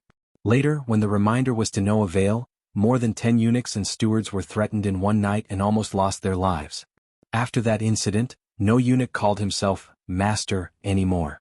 Even if they had to call him master, they had to call themselves master. Now Yang Qindong mentioned this incident. It was obvious that he intended to admit that he arranged for someone to do that. But with such an admission, LV Gue did not dare to question him. On the contrary, he hurriedly lowered his head. He, who had experienced Yang Qindong's power more than once, naturally knew the serious consequences of angering him. As soon as Yang Qindong appeared, he first reprimanded Shi Heng. Then LV Gue Ji Guang and Sun Tong did not run away. Even the soldiers of the great Ming dynasty lowered their heads in shame. With such momentum, there was no need to continue the war. The winner had already been decided. Under the angry reprimand, no one dared to confront him. Yang Qindong seemed to be less angry. He turned around and walked to the side of the soft sedan. As soon as he opened the curtain, Madame Snow, who was wearing a brocade robe, plunged into Yang Qindong's arms and shouted, Lu Lang, I'm scared. I almost couldn't see you again. Don't be afraid. With Lu Lang here, no one will dare to bully you. Yang Qindong reached out and patted Madame Snow's back. He looked at Ching Qian and said, Tell me what's going on? Master, it's like this. In order not to expose his relationship with Yang Qindong in front of outsiders, Ching Qian did not call him the sixth young master directly. Instead, he called him master. Tonight, we'll send third madam back to Yang Manor. From Ching Qian's mouth, he recounted everything that happened that night from beginning to end. From these words, everyone finally understood what had happened and why the mercenaries had opened fire in the city. At the end of his speech, Ching Qian pointed to the ground and said, Duke, all the bodies of the killers are here. There are still 2 survivors. They just confessed that they are the subordinates of Lu San, a scoundrel in the city. They were ordered by their boss to cause trouble for third madam. Lu San? Yang Qindong repeated the name, his eyes filled with murderous intent. He then turned his head abruptly and looked at Lu Gue, Sun Tong and the others, saying, Everyone should have heard very clearly what's going on. Next, will you be the one to capture this person, or will I be the one to do it? We'll do it. Capturing criminals is one of the responsibilities of the embroidered uniform guards, Lu Gue quickly said. Lu Gue hurriedly interjected. He didn't dare to leave the task of capturing people in the city to the mercenaries. If they really were to do it, the gunshots on the streets would inevitably injure the innocent. When the time came, the capital would fall into chaos, and he wouldn't be able to bear the responsibility for the crime. Yes, we'll do it. The warden's office of the 5 cities will fully cooperate with the embroidered uniform guards. Sun Tong also quickly expressed his position. Shi Heng, on the other hand, had been standing to the side. It was as if he had become an outsider as he watched Yang Qindong give orders. Well, I'll leave it to you. If you can't catch Lu San or catch a dead person, I'm afraid you'll have to report that the mercenaries were almost killed. At that time, if anything happens, you'll have to deal with it yourself. After explaining the seriousness of the matter, Yang Qindong turned and left, carrying Madame Shui, under the protection of the others. Yang Qindong left, but the matter was far from over. The embroidered uniform guards and the warden's office of the 5 cities immediately took action. For someone like Lu San, who had a criminal record, it was not difficult to find him. An hour later, Lu San, who was waiting for news in the red light district, was caught. Yang Qindong personally sent Madame Shui to his luxurious carriage and rushed back to the Yang village with a large group of people. Hu Yan and Xiao Yin had been waiting in the village for a long time. When they saw that Madame Shui was safe and sound, they breathed a sigh of relief. Young master. In the courtyard of the inner courtyard, Yang San had already knelt on the ground. The security bureau had not noticed Lu San's sudden action at all, which was a dereliction of duty. Fortunately, Madame Shui was fine. Otherwise, Yang San really did not know how to face the young master. Yang Qindong, wearing a cotton cloak, came to the courtyard and stood in front of Yang San with a cold and stern face. Yang San was obviously angry, which made him feel even more at a loss and lower his head. Tiger's Mane and Beta Persei stood on either side of Yang Qindong. They wanted to say something for Yang San, but before they understood the young master's meaning, they did not speak. The tense and depressing atmosphere lasted for a while. When Yang San could not help trembling because of the pressure, Yang Qindong finally said, "Try to control as many forces as possible. This kind of thing will not be allowed to happen again. As for how much money you need, just write a report." Yang Qindong's voice contained no emotion. Madame Shui had almost had an accident. It was impossible to say that he was not worried, but it was also impossible to blame the security bureau. After all, the capital was too big and there were too many people. How could they be aware of everything? The only thing they could do now was to constantly increase the strength of the guards and strengthen the strength of the security bureau. With enough money, they should be able to take some precautions. Yang San had been kneeling on the ground. It was not until Yang Qindong left that he slowly stood up. Tiger's Mane, who stayed on the side, stepped forward and comforted the subordinate. "Don't blame the young master for being angry. Madame Shui almost had an accident this time. Anyone would not be able to bear it." "I know. The young master has been very kind." Yang San nodded heavily. Of course, he did not blame the young master. He had thought that after such an incident he would not be able to keep his position and might even be kicked out of the family. However, the young master still gave him a chance. As the saying went, a gentleman would die for his bosom friend. Even though Yang San's life had long been the young master's, this belief became even more firm. Not to mention how angry Yang Qindong was in the young manner. After Lu San was captured in the capital, he did not even last a night. Under the various methods of the brocade guards, he confessed everything. He directly said that Yu Xiong had spent 50,000 taels of silver to hire him to make trouble for the Duke of Loyalty. Yu Xiong was the mastermind behind the scenes. Once the result was out, someone sent the news to the palace, someone sent the news to the Yang Manor, and someone sent the news to the Yu Manor. Imperial City, Imperial Palace. Last night's incident had already been reported to the emperor. The acting emperor Zhu Qiu had already learned the whole story from Jining and Shi Heng. Zhu Qiu did not comment on the fact that Yu Xiong wanted to make trouble for Yang Qindong. There were always some people in the world who were incomparably daring. Even he couldn't help but want to curse them for seeking death. But on the other hand, the fact that the mercenaries had killed people in the city truly displeased him. This was the capital of the great Ming Dynasty, at the foot of the imperial city. The mercenaries had brazenly killed people on the streets. When had they ever cared about what other people thought? Who had given them the authority to enforce the law? But Zhu Qiu had no choice but to suppress his anger. After all, he had long ago known of the strength of the mercenaries. Walla had not been a match for them, so how could he be a match for them now? He was the emperor, the sovereign of the 9 and 5, but in his own territory, there were things that he could not interfere in. He felt incredibly vexed. "Sirs, tell me what you think." Zhu Qiu's voice was cold, indicating that he was not in a good mood. In fact, he was in a terrible mood. Shi Heng and Jining looked at each other. Then, the military commander plopped to the ground and said, "Your Majesty, it is said that the fist is the absolute truth. For the mercenaries to dare to do this, they are clearly looking down on imperial authority. This subject believes that if we want to put an end to this, we must first strengthen ourselves. This subject requests that your majesty increase the amount of silver and increase the speed of recruiting soldiers. At the same time, we must equip 3 firearm battalions and 1 artillery battalion. Once we have enough strength, no one will dare to challenge imperial authority or your majesty. I second the motion. Jining also knelt on the ground and voiced her support for Jining. As Zhu Qiu's most trusted subjects, the two of them were well aware of their positions. Only when the emperor's authority was strong enough would their authority be secure. Just as they had said earlier, if the army could be completed sooner, with 3 firearm battalions and 1 artillery battalion, they would have the strength to fight against the mercenaries. When the time came, if they really wanted to attack, once the cannons were fired, the entire place would be razed to the ground. At that time, who would dare to look down on them and the emperor? That's right, my dear subject, you are right. The fist is the absolute truth. How about this? I will immediately increase the amount by 2 million taels of silver to expand the army.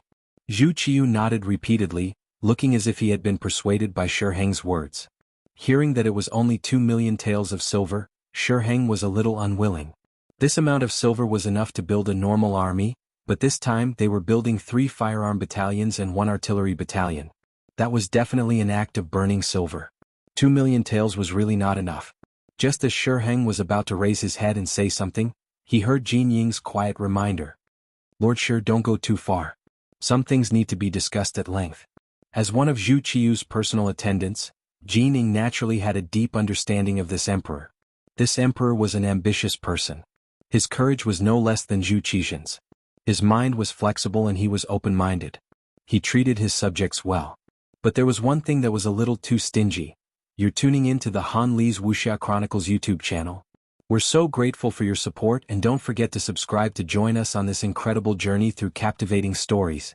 Your generosity through donations truly makes a world of difference, as it's the primary source of revenue that allows me to expand and enhance this channel for you. Thank you from the bottom of my heart for being a part of this adventure.